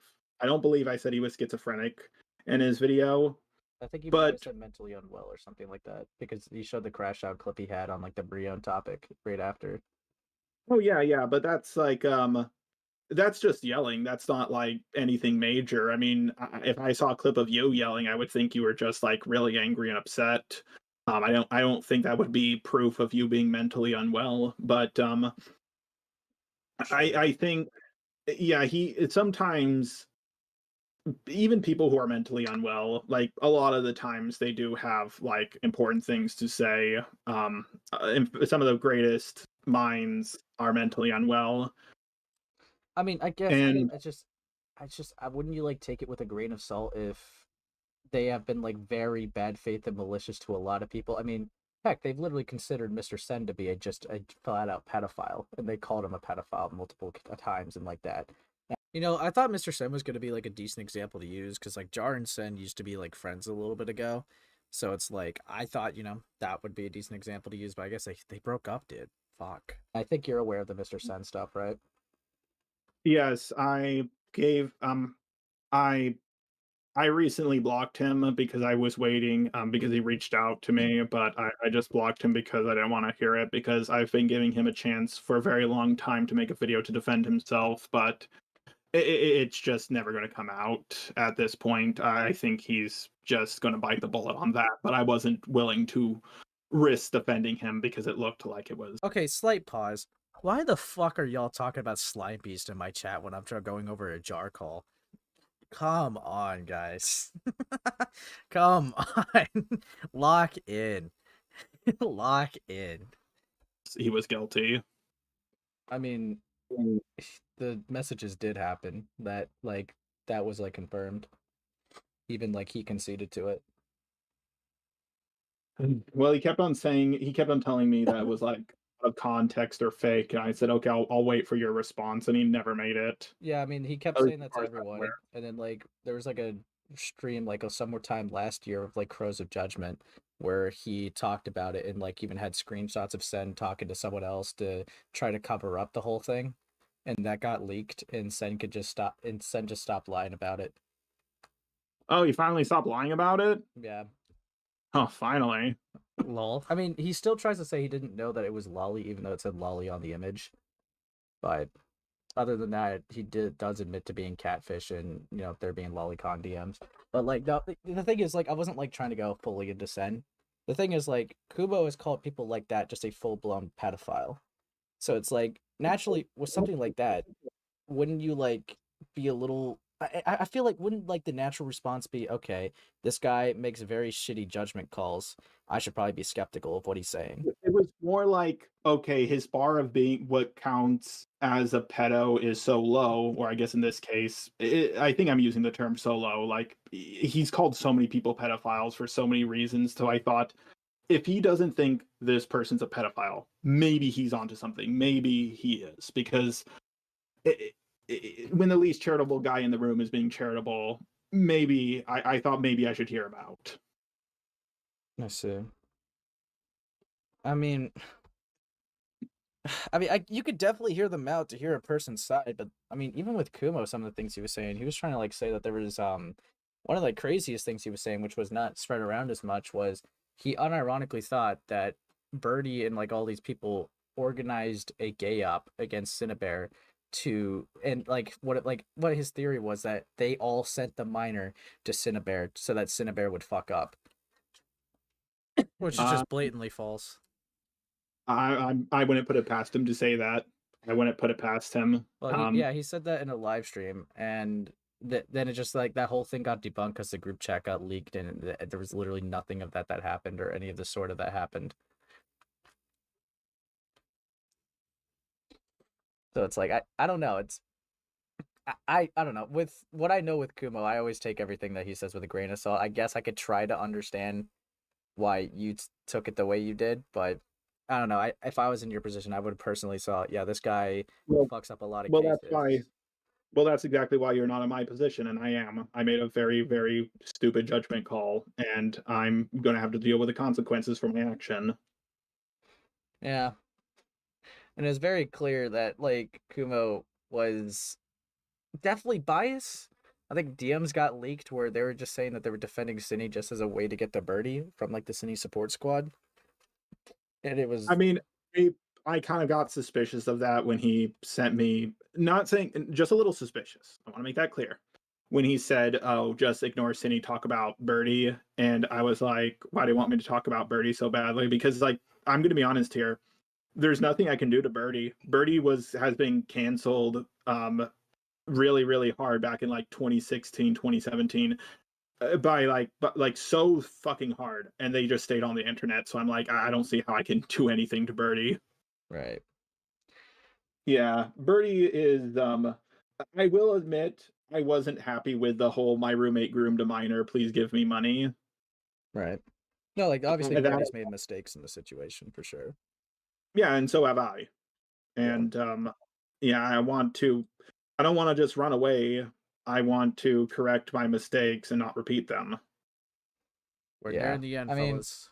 I think Birdie like borderline scammed their audience because like they haven't really used the money for anything that they said they're going to yet. In fact, they spent it From on what My Little I've Pony heard, stuff. it was either the two rumors I heard was they either spent it all on toys or they couldn't get it off of their account. Like the money's still there.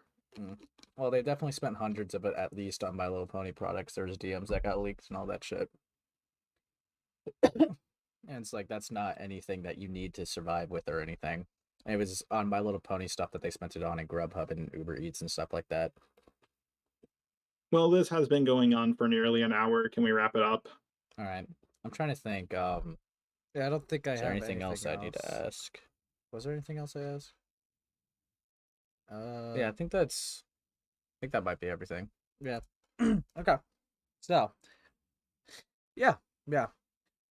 That is pretty much the whole confrontation call. Honestly, my thoughts with it, very bizarre. I even spend it on Transformers. So, yeah, fuck off, Lio. But honestly, I'm really like weirded out that he like lied about certain things. There was just some things that like I kind of had that it just felt like it didn't really go through. Because it's like I would criticize things like his wording, but he would be like, "Well, what's wrong with my action?" And it's just like that level of disconnect just kind of like stayed the same within a few topics. And it's like I don't know. I tried making it clear, but it's just like it wasn't too clear, I guess. It's just very odd. But yeah, no, I know like you're all saying like he could have definitely made a Birdie video. 100%. 100% he could have. And honestly, unlike all the people that defended City, you don't have to defend City to go after Birdie. You don't need the first part. You could just go after Birdie to make a video. It's not that hard. But yeah,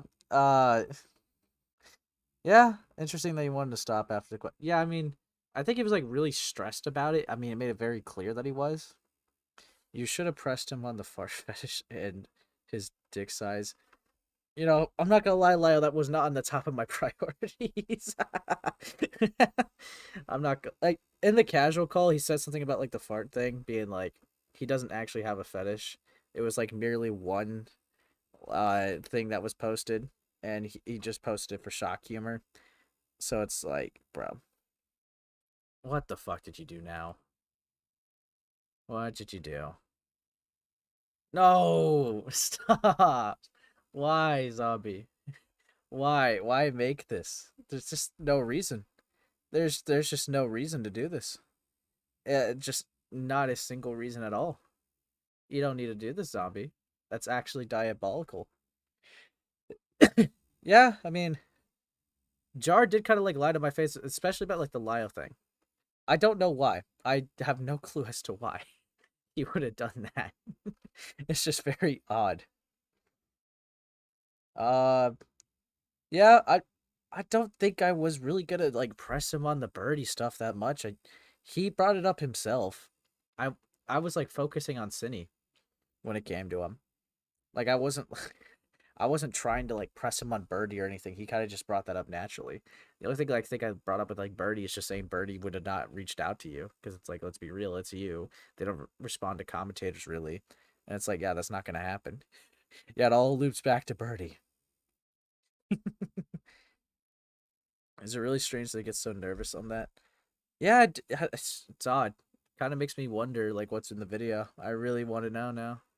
But I highly doubt that I'm ever gonna see it. Especially if he gave me it's not public, nor is it ever gonna be public, so I don't see why you should care. So yeah, it's kind of kind of rough. But yeah, I definitely got like a lot of things to go over too. Just kind of like, you know, letting that call digest, seeing how the chat feels. Also, what the fuck, guys? Why were you talking? Okay. I'm showing you a call that I have with just a robot. And you guys are talking about, you know, Lio could never handle slime beasts. Like, what are you on about? Actually lock in, dude. God damn it, dude. My God. But yeah, around 60 people watching and only 15 likes. Let's get that up, guys. So let's get the subs up too. I'm trying to get to 1,000 subs, so that'd be awesome if you guys could help. But yeah. But yeah. Not sure if you saw me send this earlier, but Ren, give me your teeth. Made a response about being in the Cine group chat. Oh yeah. I do. I didn't check that out, but yeah. No, Lyle did not adopt me. No, no, no, no, no, no. But yeah, I might go over that this stream. I definitely got like a few things I want to talk about though first. Uh, let's see. I guess since we're on Birdie, we could talk about like just the little things just to nip it up. This is like one of the friends of Birdie. It's lol. And yeah, let's do it. Let's go. Let's go. I tried writing down everything I could remember, but here's how Birdie has practically traumatized me. Jelly, no. Resubscribe, little bro. Resubscribe. But yeah, we got because of Birdie, I had ripped out 2 full grocery bags worth of hair over the duration I was friends with him and kept the bags because I thought nobody would believe me. No. No, no, no. Don't actually tell me that's real. No. Ace is the redemption arc in the art community. No, I'm not. I am not anyone's redemption. But thank you. Thank you. I'm not a role model. I was doxxed. I put off driving school until I was 18 because I never had the time when I was with him. What? Dude, it's like an hour out of your day. Like a couple hours out of your day. Come on. Come on. Ace, that's voice acting be lacking. Come on, little guy. What are you on about? You're just one guying me. Fuck off. I had to take summer school for the first time in my life. The year I cut him off because I missed 1/3 of the school year from stress-related sickness, and the other 2/3 spent up either at the nurse's office or at the counselor's. And there were many days where I felt so sick I was just sent home. I lost out on $50 an hour position job. You cannot blame that on Birdie, dog. Come on. Opportunity because I was offered during the time when he was constantly suicidal. Oh my god. What are you on about? Dude, you cannot say Birdie is the reason why you don't have a $50 per hour job. Dog, what is this? You chose to be friends with them. God, what the fuck? His friend pressured me to drink. What? Come on. To make me say something I regret, so I lose my best friend. What? Is there like were you held at gunpoint? Well, yeah, I just feel like any problem that happens in your life, it's Birdie's fault. I did I did not actually. I don't know. I am I'm trying to follow this. What is this? I lost one of my best friends and someone who I looked up to because I was so focused on helping him that I couldn't respond when uh yep, I couldn't respond when they needed me most. What? Uh, that okay. Yeah, you haven't been able to text multiple people at once? What? I would actually get hot flashes from stress and dehydration.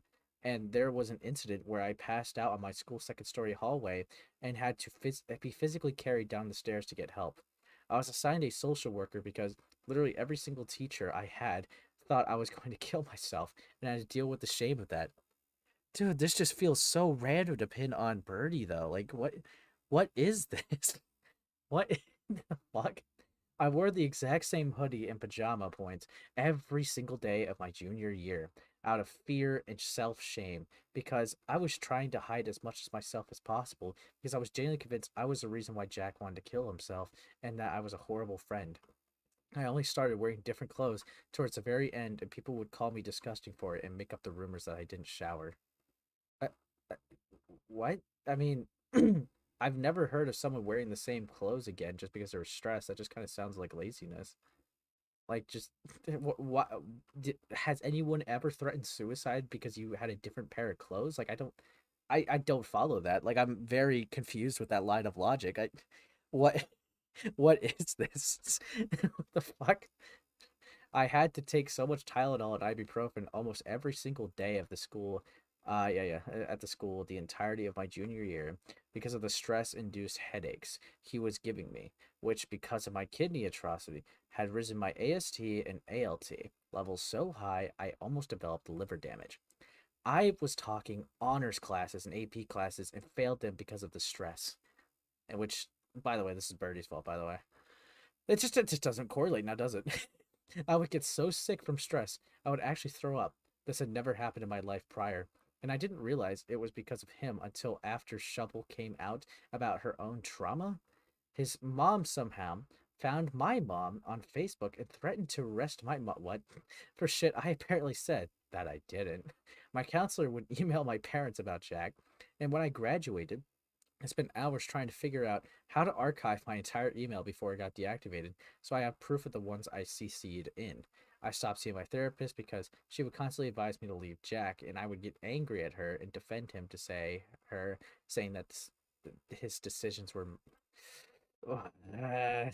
dog were my fault because he made them because of me. What? Why? This uh, even like okay. I would understand if it's like, maybe you're just trying to be a decent friend, you're awkward to say something. But a professional person with, a fucking line of a therapist, a professional expert is telling you, hey, this person is not healthy for your life, and you just ignore them, blow them off. Like, it's weird. I generally believe that all my friends hated me and that I was worthless without him, because anybody in those online groups who was around would unironically only use me to get to him. So I stopped talking to my IRLs out of paranoia that they know about what's going on. I have no doubt about it. How long is it before people at my school do too? How long is it before someone says something to me? He would ask me for gifts from me at Christmas, and I offered to use my saved birthday money to buy him things. I am very stingy with my money. Okay. So I bought him all sorts of clothes and plushies and year-long Nitro. $99. Okay. I love how you just I love how you just bundle the essentials with Nitro. That's beautiful. That's beautiful. Etc. All because I wanted him to have a good Christmas. Yeah, when I think of a good Christmas gift, I think of Discord Nitro. And then he turned around and called it love bombing. Wait, are you that friend? I think we established it, yeah. I ended up having the worst Christmas myself because of the issues with my family. Dog. And then yeah, yeah, with my family. He would love bomb me with a 30K plus word essay, then another one with slightly less, and would constantly make art for me and plushies for me and etc. And I told him I'd try to make something in return, but I was so overwhelmed that I was terrified. He made another full animation for me on Valentine's Day and asked to spend that day with me, even though I had a literal boyfriend. Jack accused me of cheating on him with said boyfriend, even though I was only on what? I was only on his app. He'd write me essays thanking me for being in his life while saying he planned to kill himself, or thanking me just in case I die or get arrested. He'd tell me how he'd kill himself if I wasn't there, if I left or needed it. Boy, fuck, what? Okay. Or needed, why did they cut it off like that? Or needed a break and said that. I've sentenced him to death for needing one at a time. He would show me his vent art, and he made of me and proud of it. He made a vent about me using a song I told him I associate with my eating disorder. He got upset at me for sleeping with someone IRL who I was practically groomed by. My God. And sexualized me for it in the private server. In his private server. When I vented to him about it, and he once tried to one up about my own eating disorder. What the actual fuck has to be wrong with you? So, I'm really trying to follow this. Okay, so I guess so far I'm getting Birdie's clingy and stressful, which just kind of seems like the case. His effects down the line, I lost out on the state curatorship, come on, position because I couldn't start working until after I had 2 years to process the trauma. I had people send me rape threats. My state was leaked. 2 people recognized me.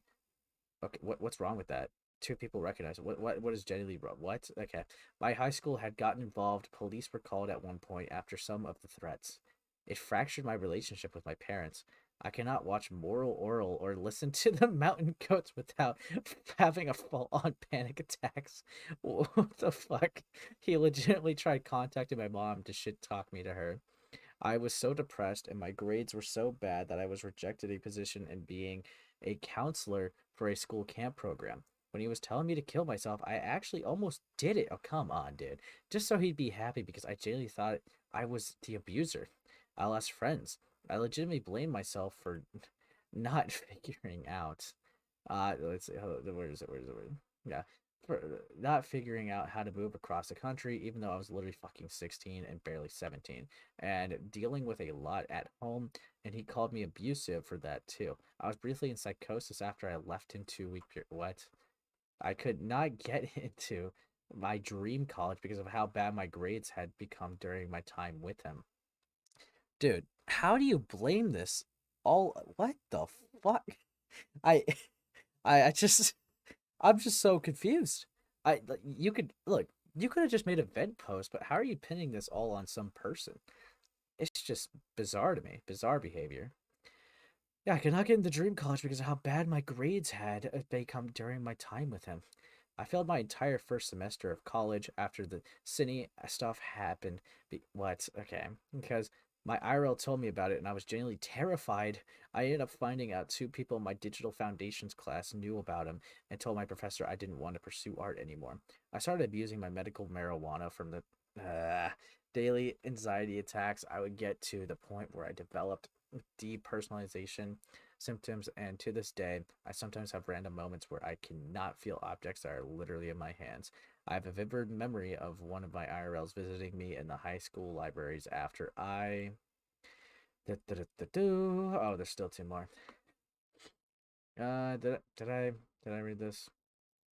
I think yeah, I did. Yeah, I did. Just making sure. Um, yeah.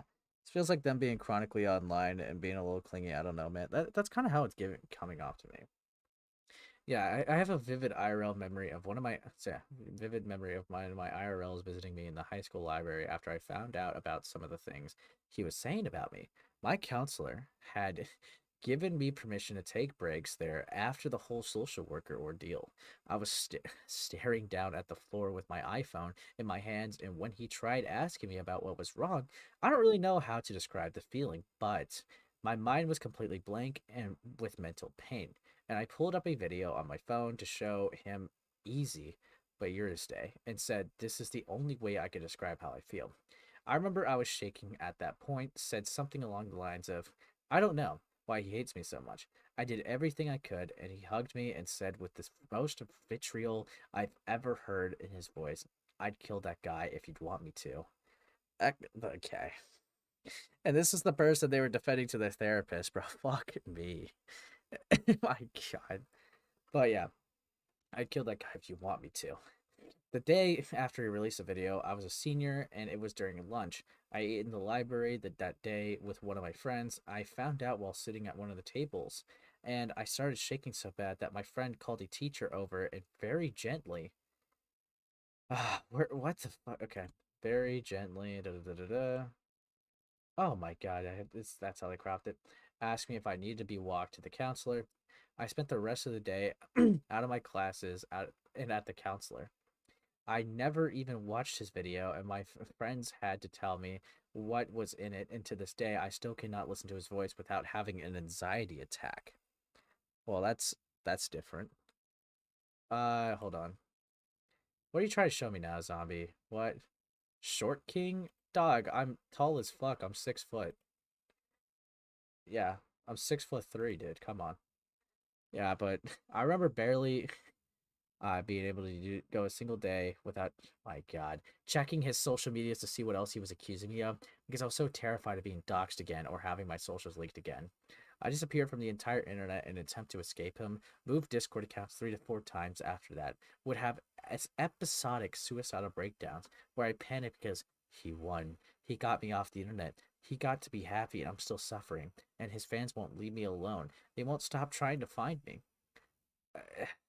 Okay. Why does he crop it like that, dude? Come on. He won. Da, da, da, da. Won't leave me alone. Won't stop trying to find me. Killing myself is the only way to escape this. This also happened while I was at a trip at my Vegas with my family. He genuinely ruined that for me, and the entire trip was to celebrate my progress. Uh, God damn it. Yeah, it took me a year to feel safe enough to join a non-private invited public Discord server. The day after I left him, he changed his PFP to an image of self-harm to guilt trip me. Oh my god, dude. He still thinks I deserved it, and sometimes I do too. I doubted all this trauma because people would say, you can't have trauma from the internet unless you were groomed. Who says that? Who unironically said what? Just close the screen. So I genuinely thought it was insane. Oh, just close the screen. Yeah, you probably could have. You probably unironically. So genuinely thought I was insane. I don't know. There's probably other stuff, but so much of it is repressed that I don't. Where is it?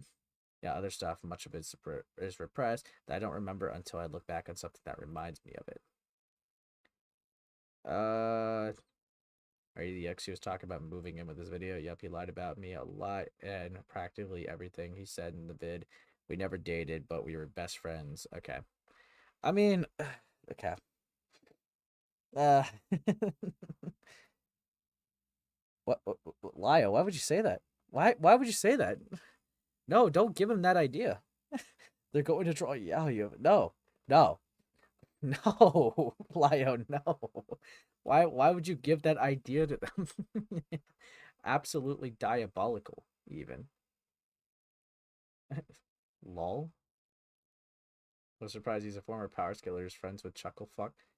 Oh, I forgot he was friends with Seth the Programmer. That's unrelated, but it's kind of funny. Okay.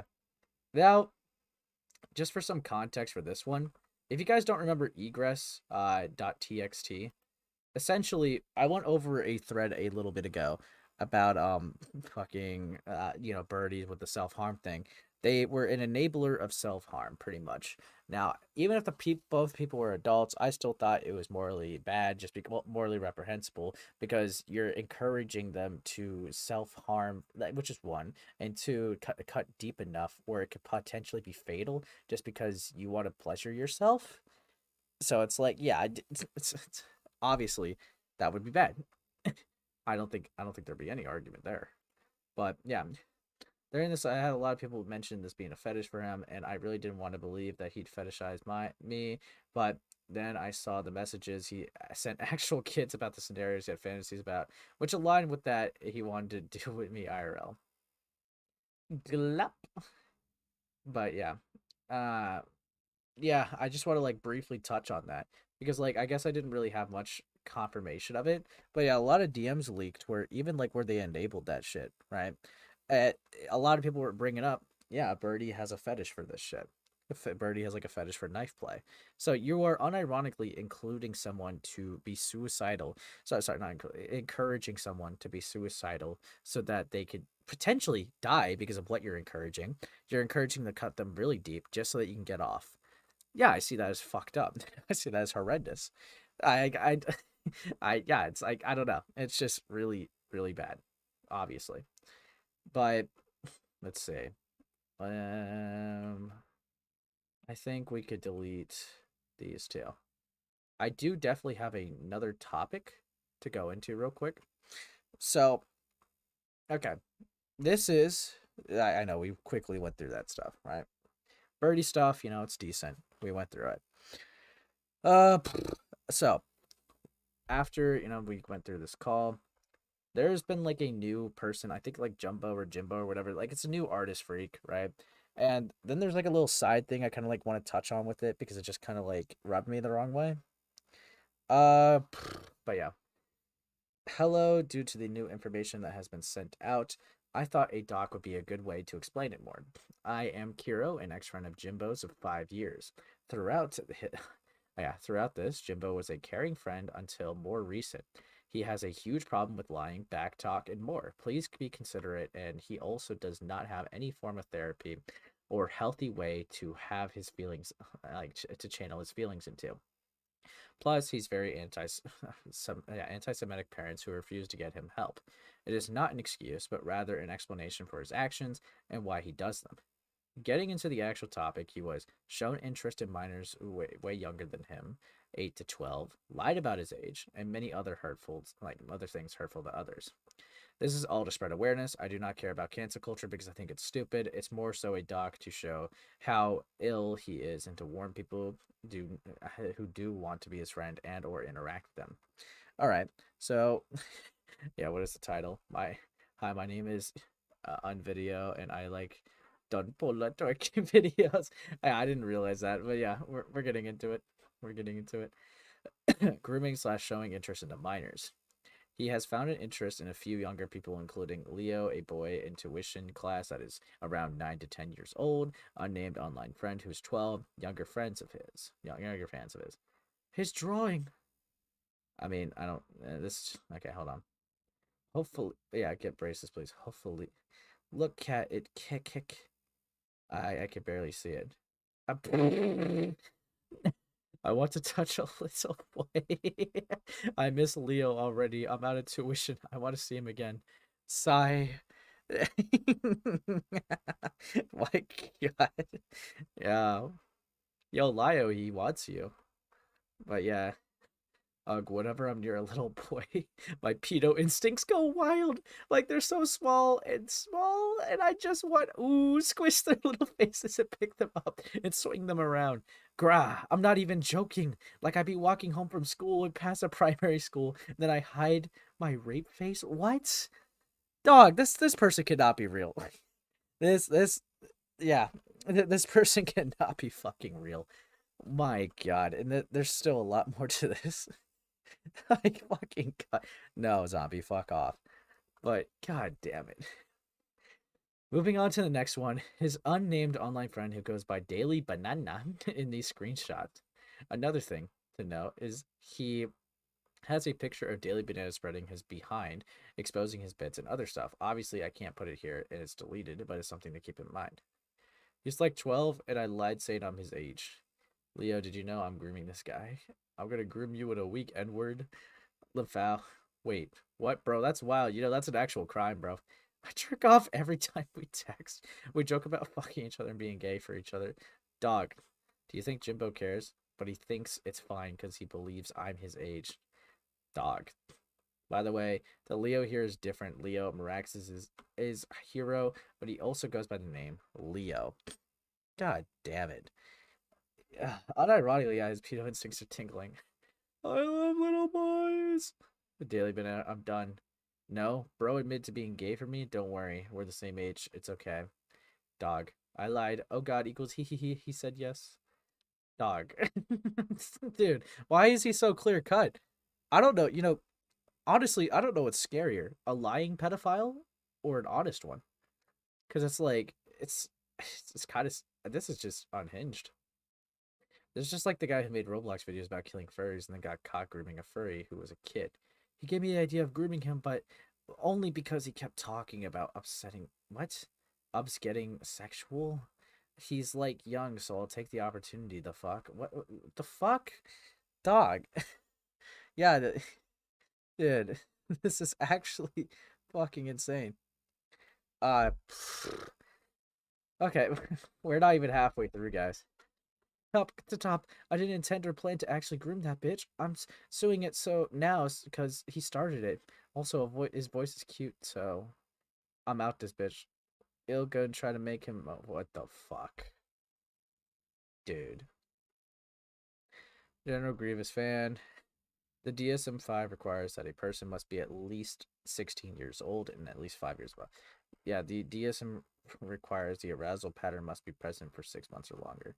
BEO, Jay, putting more into the flame. I don't give a fuck, mate. I need to groom kids. Dude, Jay, Puck has not changed. Dude, this is way too honest. This is like, it's good because, you could call them out, but it's like, what the fuck? Videos like this make me holler, bro. I actually exist. People acknowledge me. Oh, the Gen Alpha iPad too. Help. This is amazing. Leave the kids alone. They're my children. I might groom. I'm not gonna lie. Dude, what the fuck? I uncomfortable laugh sometimes. You can't really help it. Yeah, I'm not. I don't know what the fuck. this is just way too honest for me. Extra screenshot provided by a friend of mine. Haha. One had glasses. He was so small, grr. I just wanna never mind. A chance with one little boy. What dog? Lying about his age plus extra things. I don't act 16, man. I'm turning 16. 16 in less than 30 days. I'm turning 16 this year, Lord. Okay, and these upcoming exams are gonna be with my whole fucking life. So if I want a job, some random ass tests I did at 16 are gonna be my backup. Like, what the fuck? Okay, that's awesome. It's like a transition from childhood to adulthood, basically. No, don't say that. I'm turning 16. Sobs on the ground. I'm actually a pedo. Dog. Jimbo, I want to be just like you. You inspired me to be a bad person. I want to be a bad person. I want to be a bad person. I want to be a bad person. I don't want to apologize. When he's back, he'll come back with an apology. Dude. Plus this video about this cat here. I don't even want to click it. The way my jaw dropped. Oh my god, dude. Why would you do that? Look, he's never trusting you again. Yes, King. So good. So oof. Dog. Why would you like that? Jimbo, this is abuse. I said sorry and petted him a lot. No, hitting him like, oh. If that's animal abuse, then I don't want to watch that. Yeah. Dude. I don't want to look at that. My final thoughts. Please remember, despite him being like this, he's still a very disturbed individual, and I believe he can still get help. I would say not to interact with him if you don't know what you're getting into, though. People who are no longer affiliated with Jimbo are Daisy Muffins. I had spider-free candy. If you want to be added, let me know. My own rant / whatever.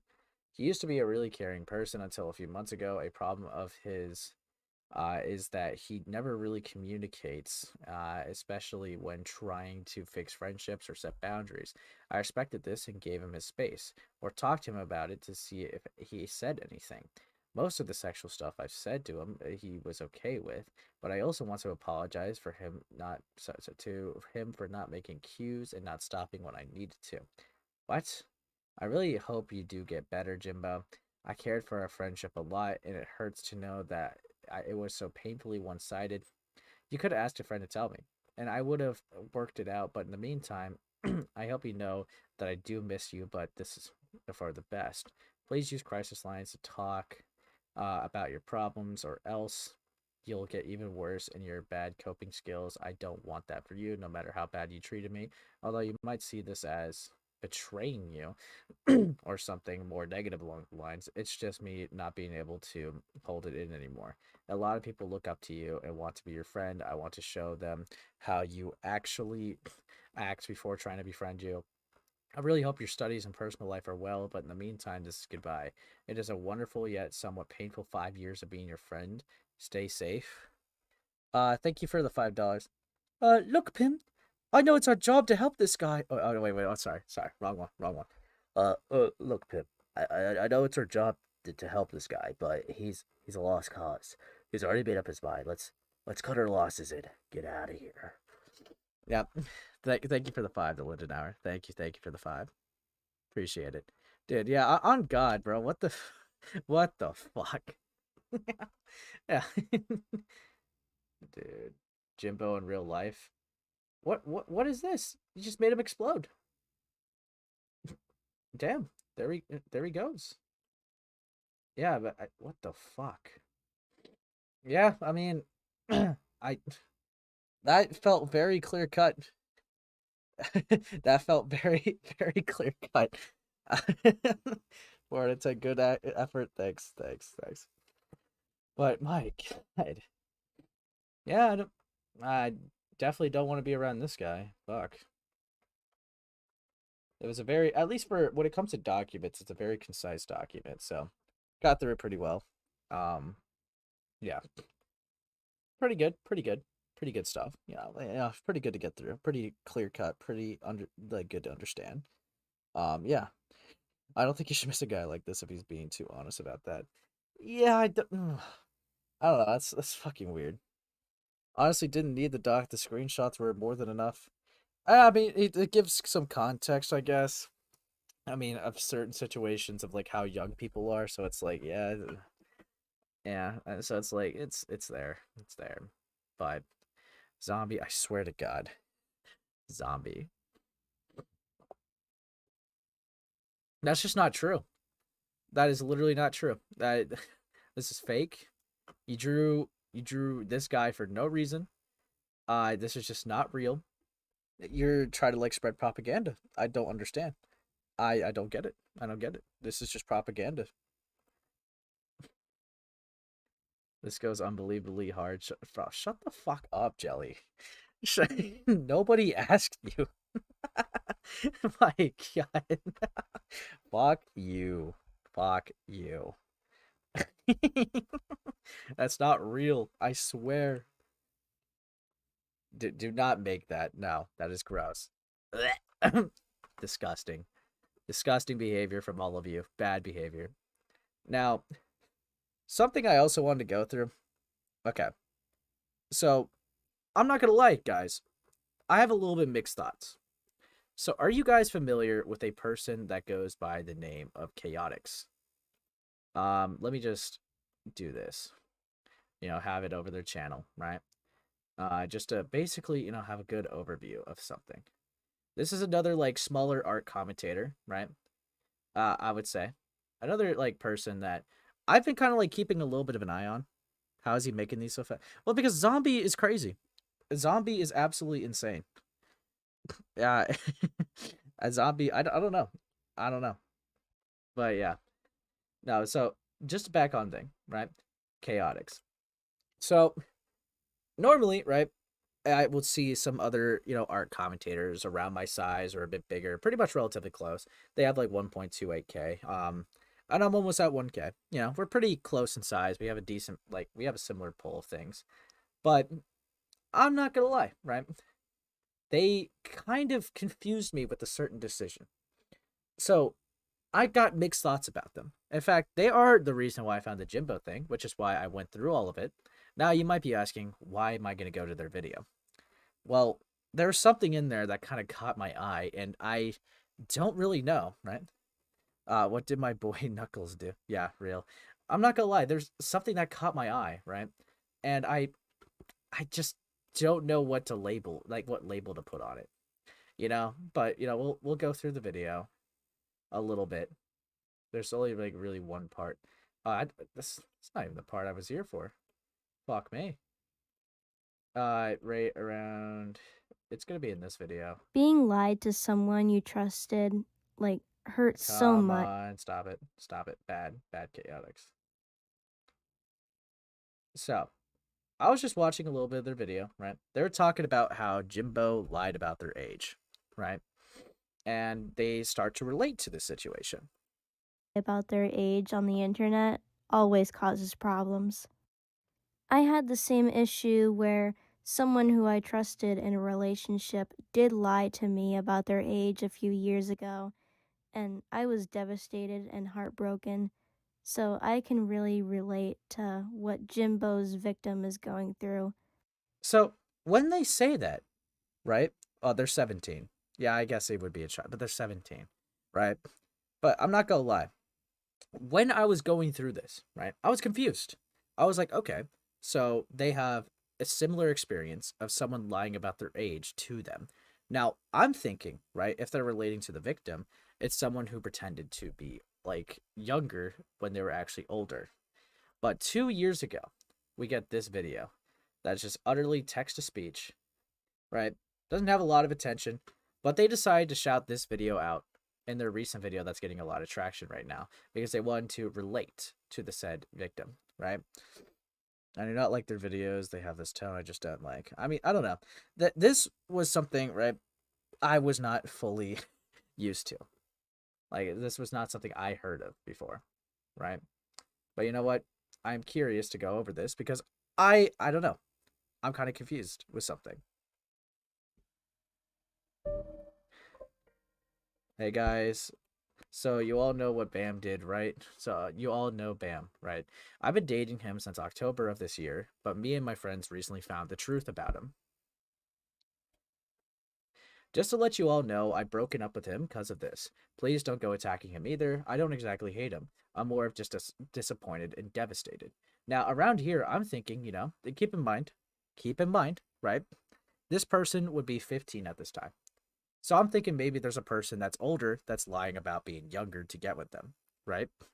But no, we're about to see that that's not the case. With that all the way, I will now tell you what Bam has done.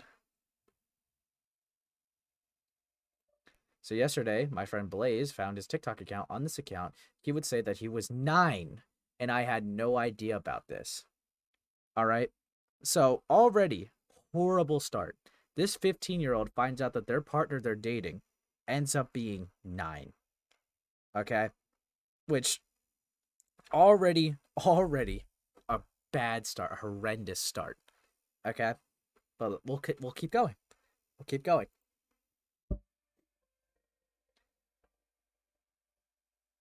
Yep. On the screenshot, he literally said he was 9, but on Discord, he said he's 13. So, what is interesting to me, right, is, okay, it's one thing if you're 15, you think you're dating a 13, right?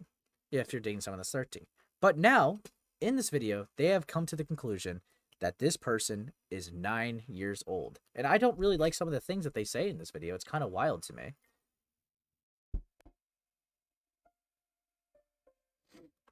At first, which, again, keep in mind, this is right after they found out they were 9, and they're still they said the line. They said the line. At first, I didn't believe it because Bam seemed way too mature for his age. Why? Why would you say that? Why would you say that after you find out someone's 9 and you say that doesn't sound believable because they seem way too mature to be 9? Why would you say that? Absolute insanity. That is insane. After they found out they were 9, they said literally the pedo line. And it's like, I'm not trying to call them one yet because I'm a little mix matchy on, like, you know, labels here, but like I don't know, it's just fucking disgusting. And it gets worse. But once Blaze showed me proof, I started to think that this was actually real.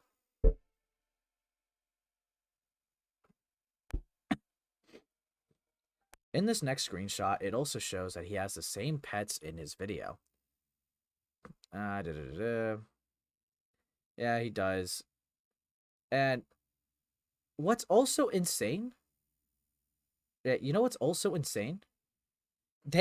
So I get it. They're 15, right? I get it. They're 15.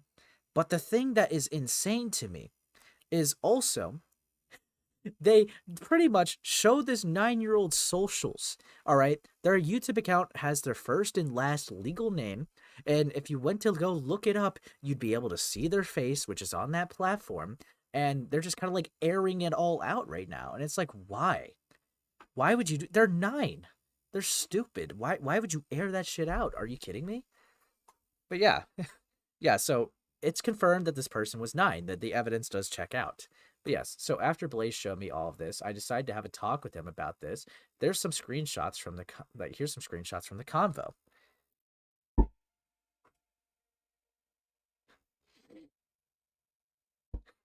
No, it's not my TikTok. I don't really use the TikTok to post stuff. So just to give you guys some context, this is the 9-year-old, Bammy, and Mineki is their old alias.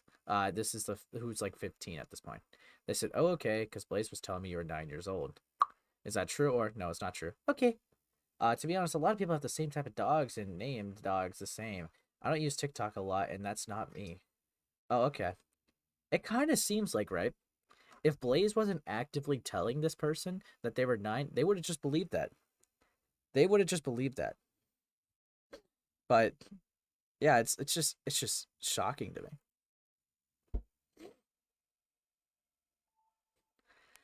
Again, a lot of people might use the same YouTube name. True, Blaze keeps on sending me proof. That's not me. I don't use TikTok a lot. Please, I'm starting to become more stressed. Sorry, just one last question. You don't own an inhaler, right? No, I don't. Okay.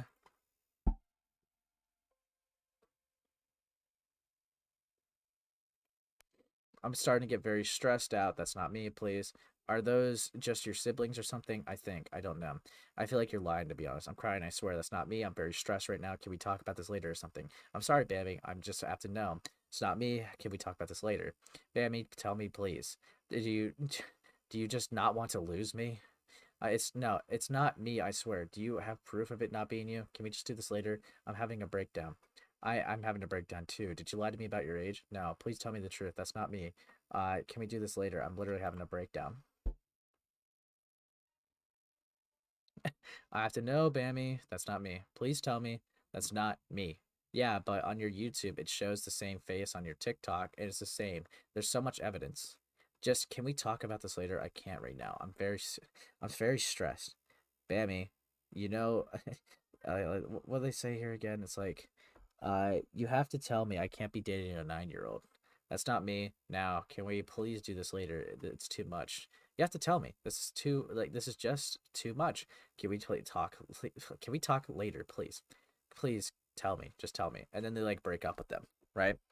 Now, also just something too in their YouTube thing. It shows like the 9-year-old like made a video. Like they're like an obvious like Linky Box fan as well. It's like I don't know. I feel like there was kind of like semi-obvious signs that they were young and a child, but I'm not gonna like say that Chaotix knew, but it's just weird. It's bizarre to me.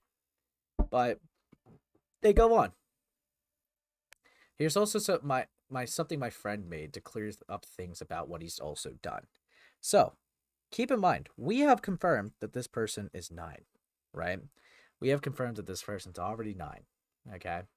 And this situation, like this segment, right? When you thought it couldn't get worse, this video just exceeds your expectations, right? It literally is insane. It gets worse. It just gets fucking worse. Yeah, okay. Hello and welcome to my presentation on why Bam was faking Chapter 1, trigger warning, rape. So Chapter 1 is about Bam faking being raped. And first off, they make this accusation that the 9-year-old was lying about their rape, right? With no evidence. In fact, their reasoning is bullshit. They say, one, a person who just got raped would not go to the internet and tell random strangers about it. And I read that, right, the first time, like, what are you talking about? That literally happens all the time. Have you not heard of Me Too? Like, fucking hashtag Me Too movements do that all the time. That's like a bigger like thing that do that.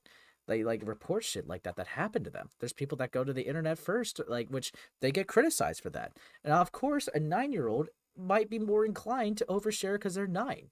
What are you talking about? Like a person who got raped wouldn't share it to random strangers on the internet.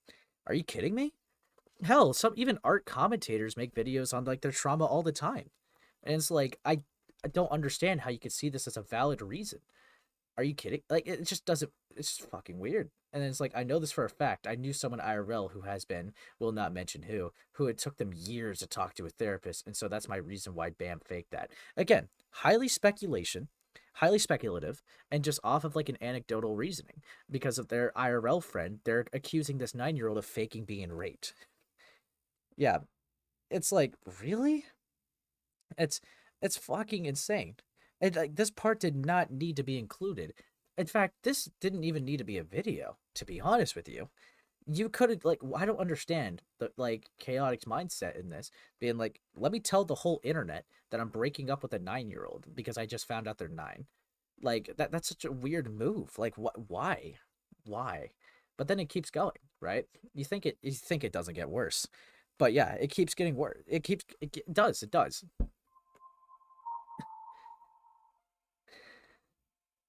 Chapter 2. Bam was faking depression just to, how do you put it, this fit in and or be cool and mature from what people says, and that's all I have for Chapter 2. Literally no evidence. They just say that the 9-year-old faked being depressed just because they think they're doing it to be cool. And it's like, really? So now you've accused this 9-year-old not only of faking their rape, like, so you just mocked their rape story, but now you're also saying that their depression's not real just because you don't believe it's real? It's like, why are you doing this to a 9-year-old? It's like, it's just, why? And honestly, I don't even know why Chaotix would make a video about this, let alone signal boost it in their recent video as a way to relate. And it's like, what are you doing? But yes, Then there's a third one. Bam ended up making like 30% of the members here depressed as shit, including making some suicidal. And that's what happens if you lie on the internet. Some will get overstressed and just try to, you know. So 100%, they accuse this 9-year-old of faking being raped. They accuse them of faking being depressed. And then they mock the kid for making everyone sad. And it's like, what? Why? Why would you do that? What how did this even come across your brain to seem as a rational thing? It's absolutely fucking insane. And yeah, no evidence. Yeah, it's even like the testimony's not even that great. Even for the rape thing, that was the closest thing to even come to anywhere close to maybe some shred of evidence, but not even. That's just anecdotal.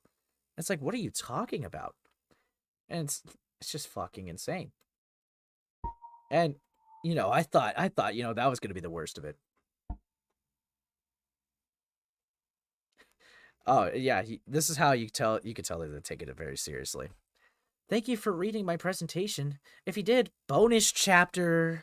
My notes. All of this is from what I've collected from Bam. Bonus chapter 2. My words.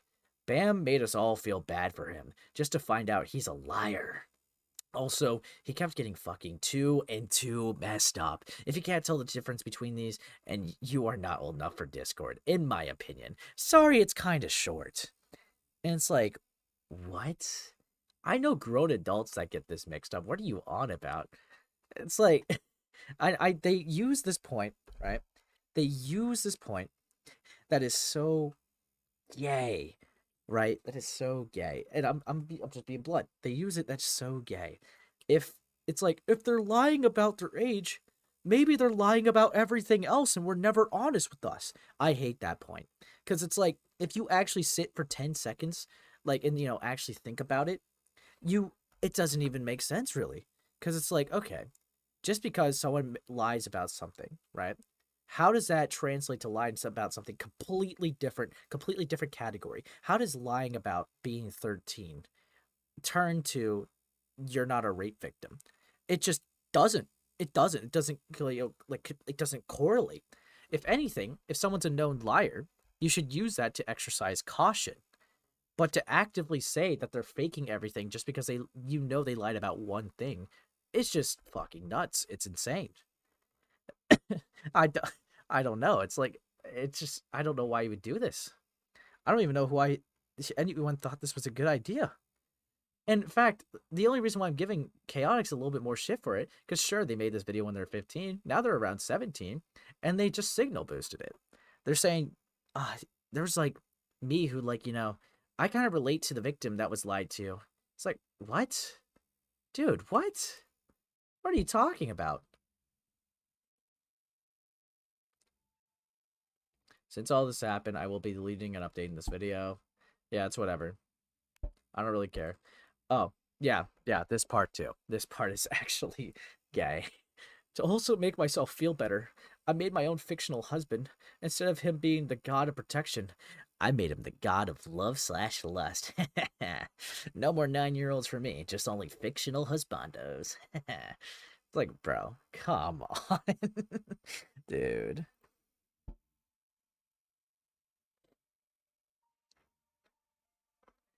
Since I've gone through... Okay, this part had me tweaking out a little bit. So the 9-year-old who lied about being 13 just got wrapped into, all these, piece of shit situations, right? Yeah, it's a fictional husband 9, too. That'd be funny. Yeah, they lied. No, but it's like... Since I've gone through 3 horrible exes in a row, all right? They just throw the 9-year-old in there. They just fucking throw the 9-year-old in there. I'm going to be taking a long break from IRL dating. I also think having a fictional husband will be a lot better for me, too. It's like, what? Dude, what? Art, what are you even on about? Like, what are you actually on about, dude? And this line, again, they said this after finding out that this is a 9-year-old. It hurts because he was perfect in every way, and I hate how he ended up lying to me like this. I loved him so much, but now I'm just so devastated. why would you say that after knowing they're 9? See, this is why, like, I was even going on them for the previous thing. Why would you say, I can't believe they were 9? They were very mature for their age after finding out they're 9. And then they say that they were the perfect one for them, that they loved them in every way, even after they found out that they were 9. It's like, what? What are you doing? Absolute insanity. Why are you doing this?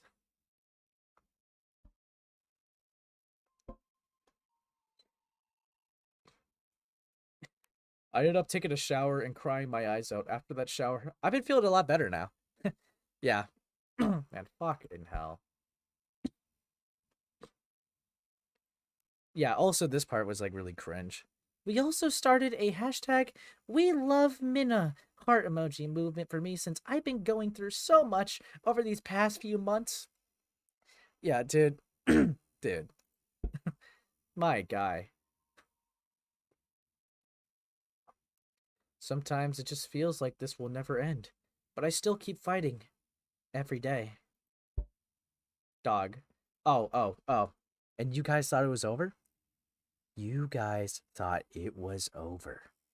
You thought, the worst has come already.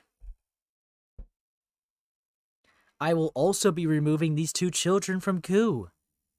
These 2 characters are fictional shipping children that Chaotix made with who they thought was 13, but ended up being 9.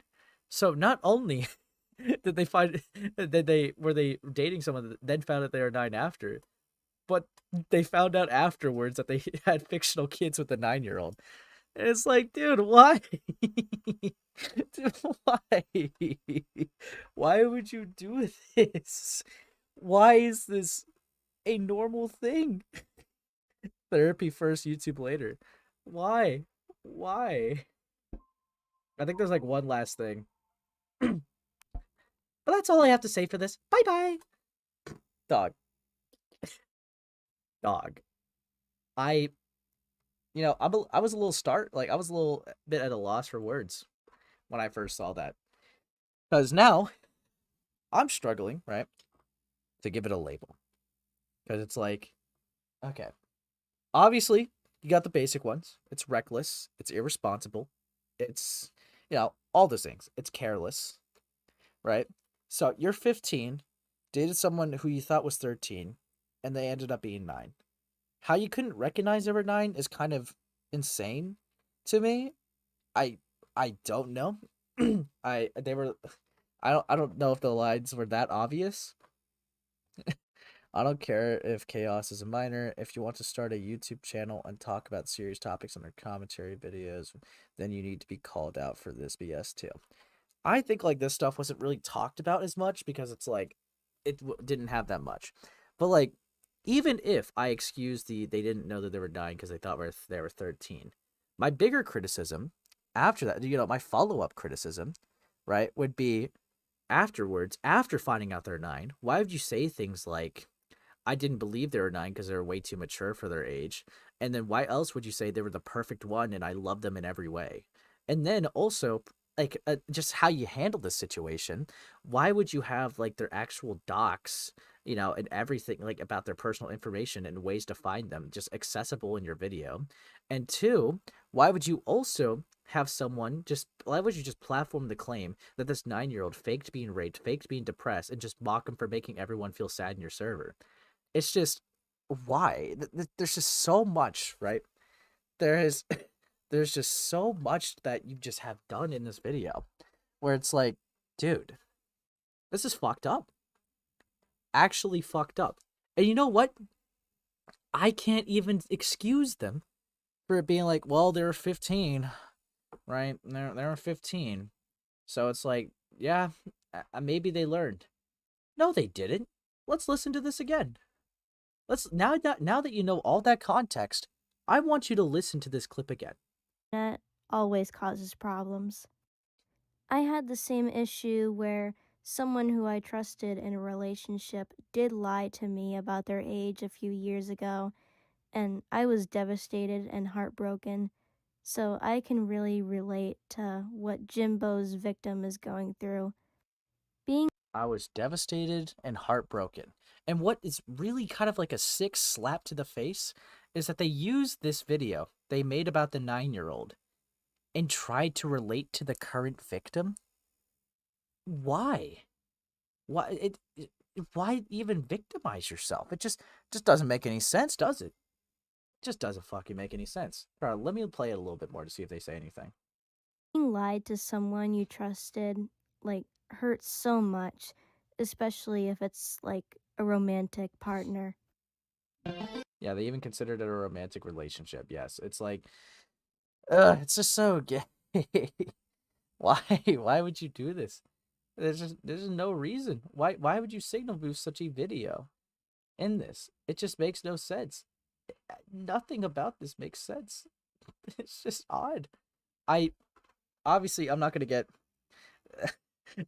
I'm not gonna get too held up on it, right? Yeah, but yeah, what could have a 9-year-old said to make you possibly fall in love, bro? I don't know. I'm amazed. I'm very amazed with how this happened. I don't even know how one would find themselves in this situation. Yeah, I don't know how anyone finds himself in this predicament. It's mind-boggling. In fact, it's just mind-blowing. I'm amazed. I I'm not gonna lie. After knowing this, it kind of makes me not really want to talk to them. Like, I just don't know. Like, Chaotix is kind of like a weird person to me now, because like how this all was handled and the fact that they turned around and signal boosted this. Yeah, yeah, but I wanted to get that off my chest. But yeah, I wanted to get that off my chest because it's like I I don't know. It's just fucking insane to me. But yeah, that's a person I kept an eye on, and I'm probably not going to keep as much of an eye on just because I learned about that. Because personally, regardless of what label you have on it, that's just disgusting, especially with how it was handled. And like I said, you could probably forgive the handling if they didn't just like signal boost it and just use it to like kind of like victimize himself in their recent video to try to relate to a grooming victim. So it's like, yeah, I'm not gonna do that. I don't want to be around this person. But yeah, my God, fuck me. We also have a gilded video I want to get through today as well. Yeah, interview them and add them. You're weird. Add them to your weird interviews. Well, you see, zombie, that sounds tempting, but then you would like, that how tempting that sounds, right? You would just, make some really weird art about it, and I don't know, I'm not really down for that lifestyle, I'm really not down for that. I'm gonna be honest. I'm not about that life. On God. But yeah. Essentially, why I'm also gonna go over this one point here. Like 1.1 video here. If you guys remember, right? If you guys remember, from a stream, if you watched it, from like Chris, shut the fuck up. My God, dude. Ugh. Yeah. And he wonders why he gets server muted. He wonders why he gets server muted. But yeah. Anyways, if you guys remember, if you watched it during back a little bit, back with my Brian Mullins coverage, right? Amos and I kind of like, had talked about like one of like their friends, and it went down to like, discussing the whole intrusive thoughts thing. No, you gotta make the fan art, please. Make fan art, it's awesome. But yeah, anyways, we're gonna go over it. Gilded made a video, I guess, about Brian Mullen's friend who said that tweet about saying that they had intrusive thoughts about grooming. So I'm kind of curious to hear if there's any more evidence that this person is actually like a bad person. Like, we're gonna see it. We're gonna see it. Gilded just posted this like a couple hours ago. We'll see how it goes. My grandma Actually, I'm gonna speed it up. Yeah, it is speed up. Let me turn it down a bit. Yeah, here. just died like around 2 o'clock. That's not the topic today, though.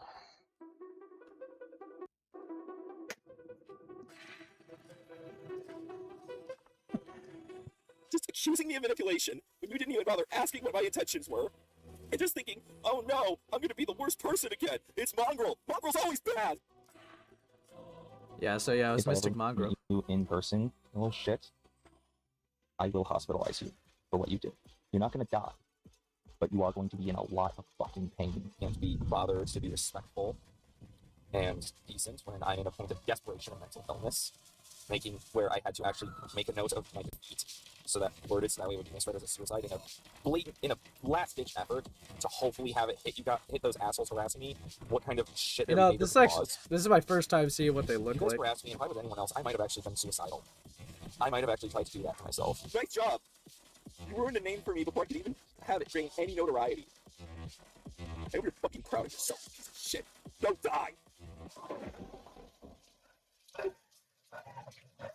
Today's Nobody Lolcow is, of course, Mystic Mongrel. Who is Mystic Mongrel? Well, Mystic Mongrel is somebody that I've 21 only referred subs, to a come couple on. times in passing in a couple videos. But regardless, today's drink, Wild Turkey Rare Breed. Good shit. And that is provided to me by my gracious Patreon supporters. And for as little as $1 a month, you can generously destroy my liver so I don't have to make these videos ever again. Become an anti-fan today. All that gay shit aside, I want to point out that Mystic Mongrel is a special kind of degenerate. No, not that special. Not like unique. Mystic Mongrel is the kind of generic, I'm actually female, but really a dude, and also a massive degenerate, all wrapped into one. Everybody knows the stereotype. I've covered many of them. But no, Mystic Mongrel is simply unique in the fact that he is one of the very few people that I could play tic-tac-toe with on their forehead. Okay, dude. But that aside, what exactly makes Mongrel a lolcow, you might be Mugged? asking? How about all the times that Mongrel decides to make itself a victim? I'm in a point of desperation and mental illness, making where I had to actually make a note of my defeat so that worded so that way it would be misread as a suicide in a last-ditch effort to hopefully have it hit those assholes harassing me. What kind of shit their behavior could cause. If I was anyone else, I might have actually been suicidal. I might have actually tried to do that to myself. I just got off my dark week. Ace, please give me the interview. Honestly, Chris, I'm like down to give it to you. I just think I should like cut down some parts because like I'm gonna be so real. Unless you're fine with it. Jar like leaves for like 5 minutes of it. So it's and like I just kind of like had to sit there muted just waiting for him. But yeah, I'll give it to you a little bit later. I prefer to cut it down a bit for it, like before, and then I'll like give it to you. What's a dark week? Well, it's where you kind of just vanish from everyone's view for an entire week. Yeah, I'll put the quality down. I'll put the quality down. Okay. Okay, who cares about good quality? And yeah, I don't think anyone noticed. Which sucks. And here's why I went dark. I wanted to see who could miss me when I was gone. I don't know what you want from me. I don't know what anyone wants from me at this point. Yeah, I'll just cut it down. I got you. Yeah, I know. It's yeah, it happens. I'll slow down the video a bit actually. See if that changes anything. Do I just have to be treated like shit for people to accept me? You guys want a bad guy? Don't make it me. There's some day when the nice people crack, when the genuinely good stop trying to be good. Fucking anime LARPer, dude. My drive is meant to be altruism. But that also, of course, includes making edits to video descriptions of videos that didn't do too particularly well, where in the description they make themselves out to sound like a victim of, something. This video was made whilst under stress-induced cognitive impairment from several traumatizing factors. It is being kept up for the sake of honesty, because trying to delete it would be trying to pretend I was never wrong to begin with. As such, taking everything I said in this video with discretion and understanding, I am not the same person now as I was then. In a video series about their own life, they also decided to pretend to have DID, otherwise known as multiple personality disorder. I am the headmate of Mongrel and not Mongrel herself. She and I ended up co-fronting during the recording of some of these segments, and as a result, this may cause us to come off as incoherent. I will be speaking in the first person because nobody really will fucking care which headmate was fronting at the time of anything happening. You barely care about actual facts as it is, so why does it matter? I'm better equipped to handle it on my own than she is. How the fuck Because, do you well, come this across is someone fucking like this? traumatic. But if that didn't make Mongrel look crazy enough for you, don't worry. It gets worse. You see, Mystic Fucking Mongrel decided it alters. would be a great idea to upload a video on the internet on the day that their grandmother died to discuss drama. Sorry if I seem off. My grandma just died, like, around 2 o'clock. So... Why would you That's share not that? the topic today, though. The topic today is from what was stirring in my head before I got the news. Because that's what's important. Drama. Very petty and irrelevant drama that makes them look like an insane, crazy person. In fact, it's so important that Mystic Mongrel decided to threaten to beat up a child on the internet. If I ever That meet can't be you real. in person, you No. little shit, No. I will hospitalize you No. for what you did. You're not gonna die, No. but you are going to be in a lot of fucking pain. You don't do that shit to people. I don't care you're a minor. When my hands are equal I don't care you're a minor. Someone clip that, dude. Holy shit. opportunity, I mean it. Yes, very stable behavior there, Mongrel. But the question remains, how likely is it that you would do such a thing, Mongrel? Well, thankfully, Mongrel answers that question. I'm literally that person who would have been willing to drop everything and drive across the entire fucking country to beat up my own grandpa. What the fuck? Let that sink in. Let that... I was willing to drive across the country and beat up my abusive grandpa, who was abusing my grandma, mind you, and my mom. I was willing to do that to my own grandpa. Even if I believe They're you, a Mongrel, hero. all that story told me is that you were too much of a pussy to beat up an old man that was beating up your family. That's all you said. It's really strange, actually, to say something like that whenever you're also claiming that you're female. That's not exactly the way women act, generally speaking. I am the strongest woman this state has ever seen. Okay, bro. I learned a little bit more about this guy, and it turns out that this person decided to join some weird group chat on Discord where he received a titillating image of a minor, not a nude, but a titillating image, I guess we'll say a lewd, and then spread it around, sending it to another server that contained a minor, and we know it contained a minor because the head of that server was a minor. Hello, darkness, my old friend. Why would you send CP when the owner is a 17-year-old? I didn't realize multiple people saying one thing without proof was proof. Now listen here, you little shit. What a fucking Weasley little liar, dude. I was the one that made the Google Drive folder of the screenshots, and I was trying to use it so that way other people could help speak up involving Necopon. Endo was the one who provided the initial image as it was censored, like the censored variant of that image. It's the only image that Endo provided. And that itself was put into and I put that into the Google Doc so other people could see the evidence claimed. When I was sharing this doc, one of the places I shared it was Harley's server. That is a weird thing to just be sharing around. In fact, that's fucking stupid. And it should not have even been shared in that group chat. In fact, nobody should have shared it at all. Now, this, of course, does not in any way, shape, or form mean that our friendly neighborhood mongrel is a pedophile or a groomer or anything like that, right?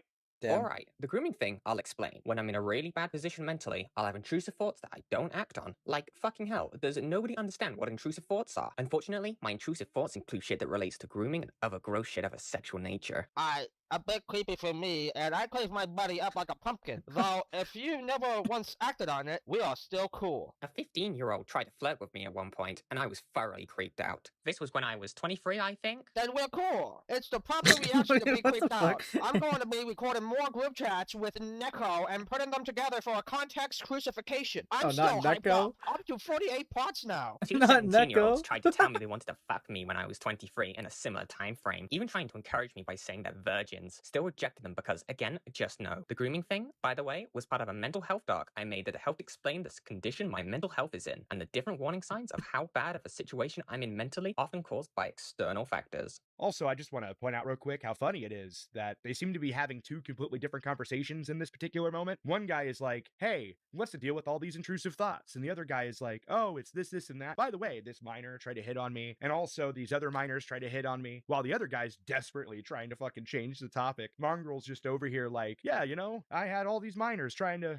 fuck me, you know, intrusive thoughts and all that jazz. Like, I don't know, it's a very strange conversation to have. It's almost like he's trying to say, super subtly, of course, that he wanted to fuck those minors that allegedly hit on him. Yeah, very, very intrusive thoughts. Yeah, totally, 100%. But the other thing I need to point out here real quick that I feel might get lost if I don't point it out is that claiming that you have intrusive thoughts about grooming a child is a very oddly specific claim. As in, Mongrel isn't making the claim that he has intrusive thoughts about jumping while he's crossing a bridge, or having intrusive thoughts about murdering his boss because his boss didn't give him a raise. No, instead, what he's actually claiming is he has intrusive thoughts about selecting a kid, gaining that kid's trust, isolating the kid, in the hopes of eventually fucking the kid. As stated, those are very oddly specific and arguably autistic autistic intrusive thoughts. In fact, those thoughts are so specific that I'm highly skeptical that they're even intrusive at all. And one of the reasons, aside from the obvious, I mean, that I'm that could be bringing seen as the a reach, intrusive though. thoughts about grooming up in this conversation is because a very common counter argument that I've actually heard people say on live stream is that we shouldn't criticize people for intrusive thoughts. I this have gonna be the intrusive Amos? thoughts about It's killing gonna my be the boss. Amos It's thing, isn't only it? upon acting upon Let's those go! thoughts that it really matters. Cameo.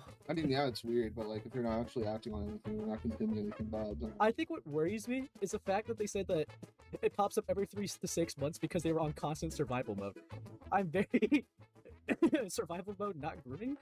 Am I clip tripping? Sure, but like, and it's like the same thing with Birdie. Like, yeah, it's obviously very gross and weird that they had intrusive thoughts about fucking their ferret. But I don't know if that's necessarily like completely morally condemnable, you know? Yeah, I mean, obviously there's a difference I between think- a thought and an action. It's just I don't know if associating with someone like this. Yeah, I mean, like, dude, I think everybody has like really fucked up intrusive thoughts. I don't necessarily think that makes you a bad person. I just think it's really funny that Amos is just getting like fucking shat on. Fucking Mog, dude. Fuck. It's just if you act on those intrusive thoughts. Yeah, Amos can fantasize about whatever he wants, but murderous mongrel. You see, this person, I don't know. I don't think I would ever. If this, I'm gonna be so real, Amos, and this is not like for any optics thing. If you ever tweeted like publicly that you have intrusive thoughts of grooming, okay, yes, I'm gonna keep an arm's length away from you. To be very clear, you obviously shouldn't tell people what your fucked up intrusive thoughts are, right? Yeah, you like, this person obviously should not have tweeted those. But to be very clear, but if they haven't acted on it, then like, yeah, it's gross and weird, but that's like to the extent of it. I guess, I mean, wouldn't you technically still be a pedophile though, because you want to fuck kids?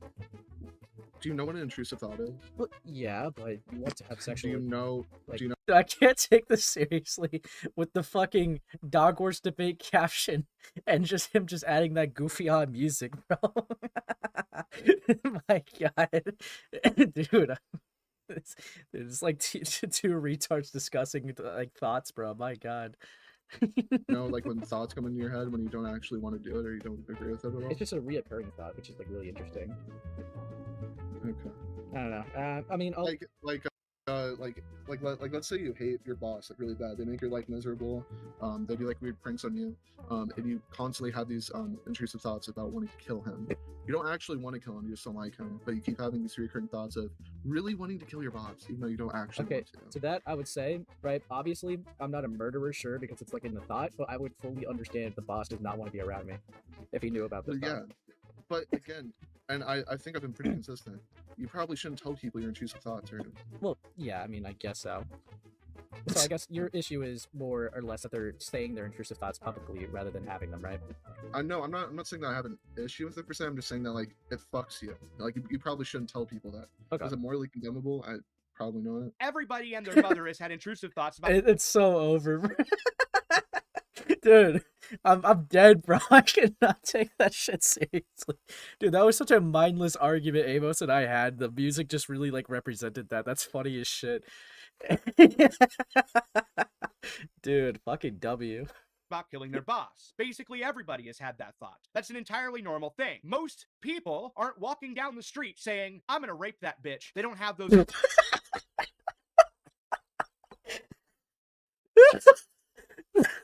Dog. No.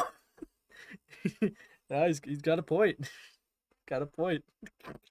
Intrusive thoughts. That's not most people. And also, most people, when walking down the street, aren't, fuck, I'm gonna groom that child today. These thoughts actually just don't exist in the majority of people's minds. And to somehow normalize that thought process, to not see that as a symptom of a deeper problem with that person, is in of itself a problem. And is why a lot of people, like Mystic Mongrel, get away with shit like sending fucking titillating images of minors to other people, especially other minors. And so, Yeah, in other words, that feels Mystic Mongrel condemnable is an enough. absolute freak. And if you disagree with me, you're probably a freak too. Have a great day. And go fuck yourself. Dude, fucking based. My God. Dude, I'm not gonna lie. Yeah, I mean, I can understand kind of like a little bit. Yeah, I mean, I don't know if I would 100% feel. I don't know. There's something about me that feels a bit hesitant in saying Mystic Mongrel is like 100% a child groomer. But at the same time, I wouldn't be like running to their defense either, you know? It's like with what type of person they are and like them sending like those type of images, yeah, I would want nothing to do with that person, and I feel like it would only be the smart decision for everyone just to fucking cut that person off, low key. I'm not gonna lie. If you're sending suggestive images of a minor around, then yeah, fuck you, dude. Fuck off. Cut that person off. Fuck that. If you care about labels, I guess you can have an argument, but like, my God, it's just why would you want to be around that person? A space, get an interview with Mystic Mongrel, or I'll never draw for you again. You see, you say that like it's a bad thing, but like then you'll stop drawing me as pedophile, so it's tempting. I'll think about it. I'll think about it, zombie. I'll think about it. And of course, there was one thing I almost forgot. I might as well go over this shit, right? This was something that was sent to me, right? And let's put it up. Put it I've up. gone back and forth on. So, a little bit of context, all right? From what I understand, that this is a person that existed from the Cine Support Squad, all right? Yeah, finally talking about it. Cinebear03 Support Squad. We could even like read in the description a little bit. I couldn't find the full logs, unfortunately, so there's like plenty that I've missed. I'm going to keep trying to find them, but wanted to upload this as soon as possible to make things a bit clear. Ads are off of this video. So, yes, this person was, I think like even the thumbnail they even say it, like that they were in. Yeah, I was in the Cine support group. So yes, this is a person that existed within the Cine support squad. So I'm kind of interested to see what they have to say. I'm very interested to see what they got to say, because it's like, that's a horrendous group chat to be in. My God. But yeah, let's hear it. Let's hear what you guys say. Whether I wanted to address everything that's happened over the past few months. I was told not to. I was told to leave it alone. I didn't feel like I could move forward making videos unless I addressed my part in all of this. Depending on the nature of them, YouTube tends to hide comments, so for a while I didn't see how much people were bothered by my actions. When I checked the comments that were held for review, I realized that I may need to address it, but again, I worried that it was a foolish idea. In Copen Seed's video about Cinebear, he mentioned how I was run off the internet. I wasn't. I just haven't uploaded to YouTube for a while. He also said that. Okay. Look, I'll consider it, zombie. My God. I'll try to reach out to Mystic Mongrel, but I feel like they're going to do the same thing as Brian Mullins and just, accept the friend request and just, say nothing. You know what's really stupid about Brian Mullins? I was pretty close with getting an interview with them, but then they went into my DMs and said, I don't speak English. And it's like, what? And they said it in perfect English. And it's like, what? That is a very unique way I've seen someone dodge. A unique way I've seen someone run away. But my God. Yeah. But I mean, I guess I could ask. Well, I'll see if it's even worth it. He wouldn't be shocked if myself or anyone else in the group chat would come out and start covering drama topics as if none of this happened.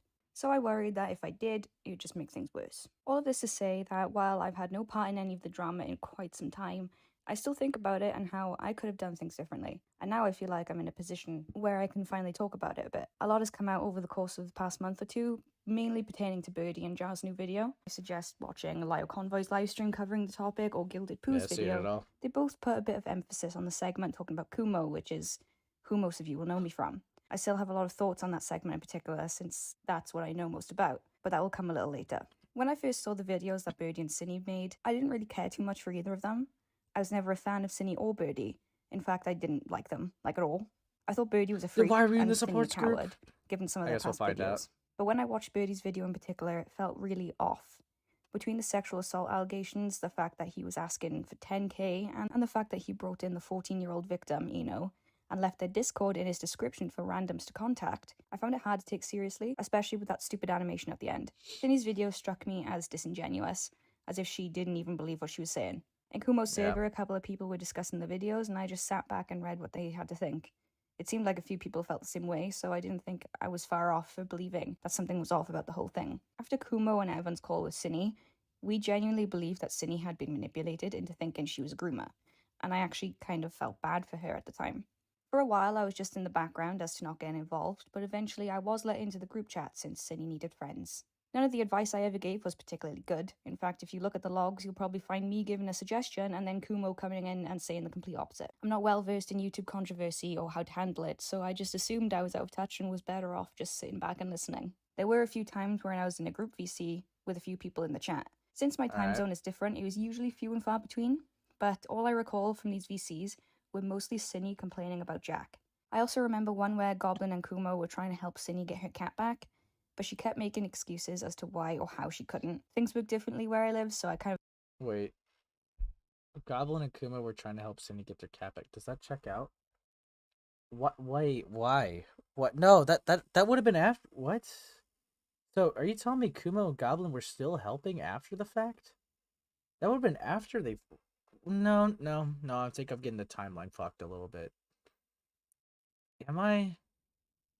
Fuck, I thought the cat drama shit happened after Kumo got deplatformed. Like, it could left his platform. Okay. I've zoned a lot of it out, since if it were me that had their pet stolen, I would just go to the person's house and take my pet back, which Cinny for some reason didn't do when she had the chance. I've picked out parts of my involvement in the chat that I feel are particularly bad, and I kind of wanted to go over them a little bit. I made some dogshit arguments at the time, having not really looked too far into the situation. My information at that If the porn was censored, then it's about as inappropriate as this means. Ren. Come on. Come on. Even if you don't have any research, why would that make sense? That just does not make sense. What? It doesn't matter if you send censored porn, like you're still sending censored porn to a minor. Why would that still be as inappropriate as memes, dude? What the fuck are you on about? point came from Birdie's video and Kumo. I hadn't really read much from the logs yet, which was my own mistake. I think the most I'd really read was from a couple of screenshots that I'd seen on Twitter, and that was about it. I conveniently ignored the fact that Cinny essentially admitted to asking for consent after touching Jack, at least on some occasions, which that's not how consent works. Looking at it now, I can't comprehend why I didn't say anything about it, but if I had to guess, it's probably due to me not wanting to seem confrontational, which is the dumbest reason to fucking ignore something like this. Everything I described in this message here is exactly what Cinny did. I don't know. Intent, the want to gain something from victims financially and to desensitize them. Yeah. What logs I was referring to, more than likely the couple of screenshots I saw on Twitter, but that's a bold statement for me to make based off of a few screenshots alone. I came to this genius conclusion as if it wasn't an effective grooming. I don't even know what to say about this other than it's fucking stupid. I just had thought that this, I don't know if anyone has mentioned it yet, but I gotta get it out or my brain will explode.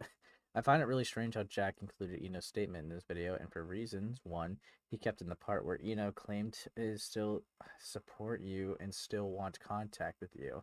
And two, he kept the part where Eno clearly not taking it very seriously, the ending part. I couldn't think of a logical reason for this since it kind of goes against the narrative, but then I thought it could possibly either to bring most of the attention onto himself and make himself look more of a victim, and or to make people go to Eno and turn them against himself. Jax kept Eno's Discord in the video for people to contact them, which is really fucking weird on its own too. I know it's tinfoily, but I had to bring it up. I'm gonna be real, I don't even know what the fuck you're going on about. Ace, please stop sending me death. Yeah, whatever, dude. But everything I talked about here could happen as a result of grooming, and I just completely dismissed it. At this point, I started getting fed up and became less active. The sob stories and the babying was just kind of annoying, and I was starting to actually listen to what people were saying, as opposed to just sitting in the group chat and agreeing with everyone else. That, and more was starting to come out about Cinny, and I found it really hard to see her as innocent. Eventually, Kumo had Evan kick me from the GC because he didn't want me to get involved. Honestly, I was glad he did, because I wanted to leave anyway, but didn't want to look like an asshole. There were a few occasions where I'd question if helping Cinny was the right thing to do. I'd tell Kumo that I wasn't so sure, and maybe she wasn't as innocent as we initially thought, but he felt as though I was questioning his judgment or getting cold. My word doesn't matter to you. I could have told you the Cinny was a bad idea ages ago, but yeah, you literally told me you also agreed. I assumed you were just getting cold feet, not that you had a reasonable suspicion. I tried telling you that the doc looked awful, and your response was, well, Goblin told me it wasn't bad. What? Cold feet. That wasn't the case, but it wasn't easy trying to explain. Eventually, I just stopped trying. I think I was seen as very naive, and I started to think that too, so maybe I was just overthinking things. The tipping point for me was when I watched Endless stream going over a new document that had just come out. For the first part of it, I remember myself, Endla, and her chat kind of agreeing that it wasn't anything substantial, until she scrolled down a page, and the first screenshot you see was of Cinny, an adult at the time, messaging a minor saying something along the lines of, let me fuck you, and we all unanimously took back what we had initially thought. I went straight to Kumo asking him if he'd seen the new doc. He said he hadn't, and asked me why. I told him it was bad. Whether it's a joke or not, you don't say shit like that to a child. What if the child had reciprocated? What did Cinny expect to happen then? Kumo told me that Evan and Goblin said it wasn't. I tried to tell you the doc looked awful, and your response was, well, Goblin told me it wasn't bad. Yeah, I read that, but So did Kumo not read it? I thought he read it on stream. That's weird. bad, and that's when I realized that I wasn't going to be listened to, so I officially gave up. So I suppose the question remains, why did I defend him the whole time? Initially, the point Kumo made was that grooming hadn't occurred. People were claiming that he was defending a groomer, to which I would rebuttal by saying you can't defend something if you believe it didn't happen. I wouldn't defend Cindy's actions after I realized how much of the shit stain she is, but I continued to run defense for Kumo, even though he explicitly told me not to on several occasions. It was upsetting for me to see all the backlash he was getting at the time, since I felt I could understand his stance even if I didn't fully agree with it. I think part of me also wanted to help because I disagreed with how he was responding to everything, and I hoped I could maybe smooth things over, at least a little bit. There are, of course, some things I couldn't defend, like the comments he made about Eno in his live stream or how he called Jar a rapist. However, I took those to him privately since that was more mature. I was initially going to discuss why he deleted his channel, since Jar and many others perpetuate the idea that it was due to hate. Though when I was No, it's because I'm pretty sure people went after his girlfriend. talking in a live stream chat the other day, I explained why Kumo deleted his channel, according to him, but I was made aware that it might not be entirely true, so I'll just not go into it. At the end of the day, the channel's gone and I don't think it'll come back. I wish I had spoken up sooner and tried harder to explain why I no longer felt Cindy deserved support, and I wish I had stopped trying to help Kumo. He had made his own bed, I should have let him lie in it, like everyone else would have to do. It was stupid of me to think that I could help or make things better. That's pretty much my involvement in the whole situation. Looking back, I'm mad at myself for taking the words of others instead of doing my own digging from the get-go. To the victims of Cindy, I am so sorry that I believed her over you. I felt Something just kind of like rubs me the wrong way with like, this person's, like, I guess Ren's response, because it's like, again, that thing you said earlier, it's like, well, as long as the porn's censored, it's really just as bad as inappropriate memes. It's like, what? Where does that even begin to make sense, or begin to like even? It just doesn't make sense at all. Like, I don't even know where you would get that thought. Like, with no context of a situation, that statement is just so fucking dumb. Of course, if you add context, it makes it even more dumb. But like, even before, it's like, what? So you think it's okay to send censored porn to like minors? Like, that's just really stupid. it was unfair to call her a groomer, but eventually I realized that, groomer or not, she was still a predator and still hurt you. And you should never have had to go through that. I hope you find solace in the fact that she's facing consequences of her actions now, and I hope you're healing. I do think she's a groomer, by the way. Just wanted to make that clear. About Jar's video, I won't go into it entirely since I don't know much of Jar's lore, so I feel it would be kind of pointless.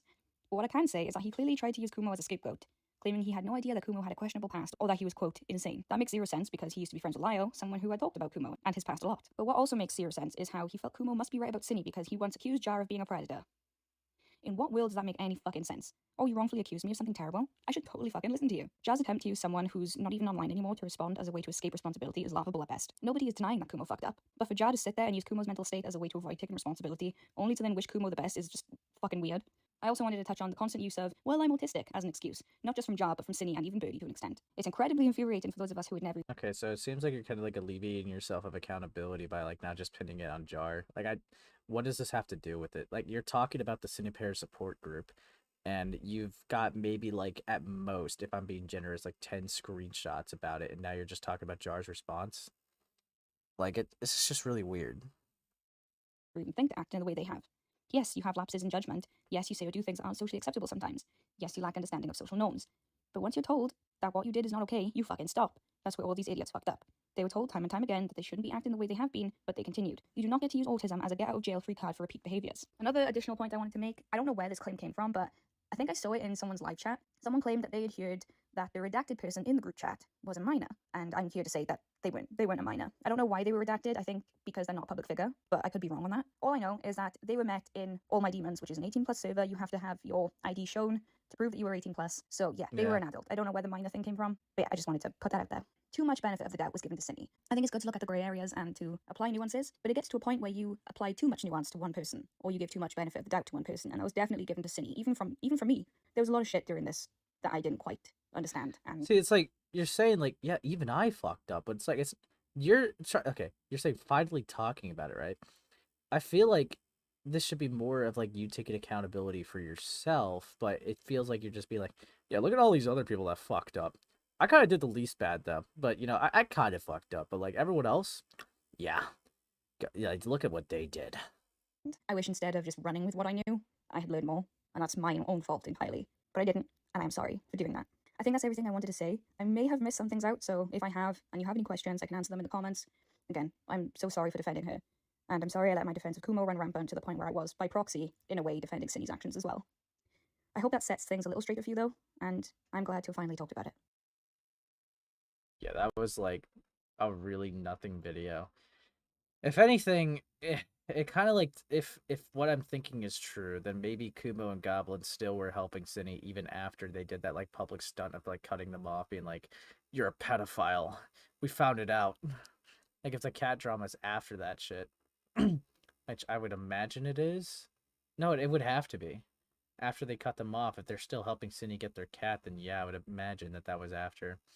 But yeah, so it just kind of tells me that I'm not really. I don't know, that response just kind of felt like not even. It does not really any accountability in it. You're just kind of like, what the fuck was the point of bringing up Jar? You're talking about the city support squad or whatever, right? Why is Jar relevant? Yeah, it's like why is Jar even relevant? In fact, I think I felt like I learned a bit more about Kumo and Goblin than I even like just did of anything of what you did. And like the one thing that you like really wanted to show yourself is just doing something really fucking stupid. You said something stupid. And you didn't do any research, so you admitted to defending someone blindly without doing any research? Like what is wrong with you? Why would you put your fucking online presence on the line for like that? That is so stupid. Unironically, like really fucking stupid. But you know what?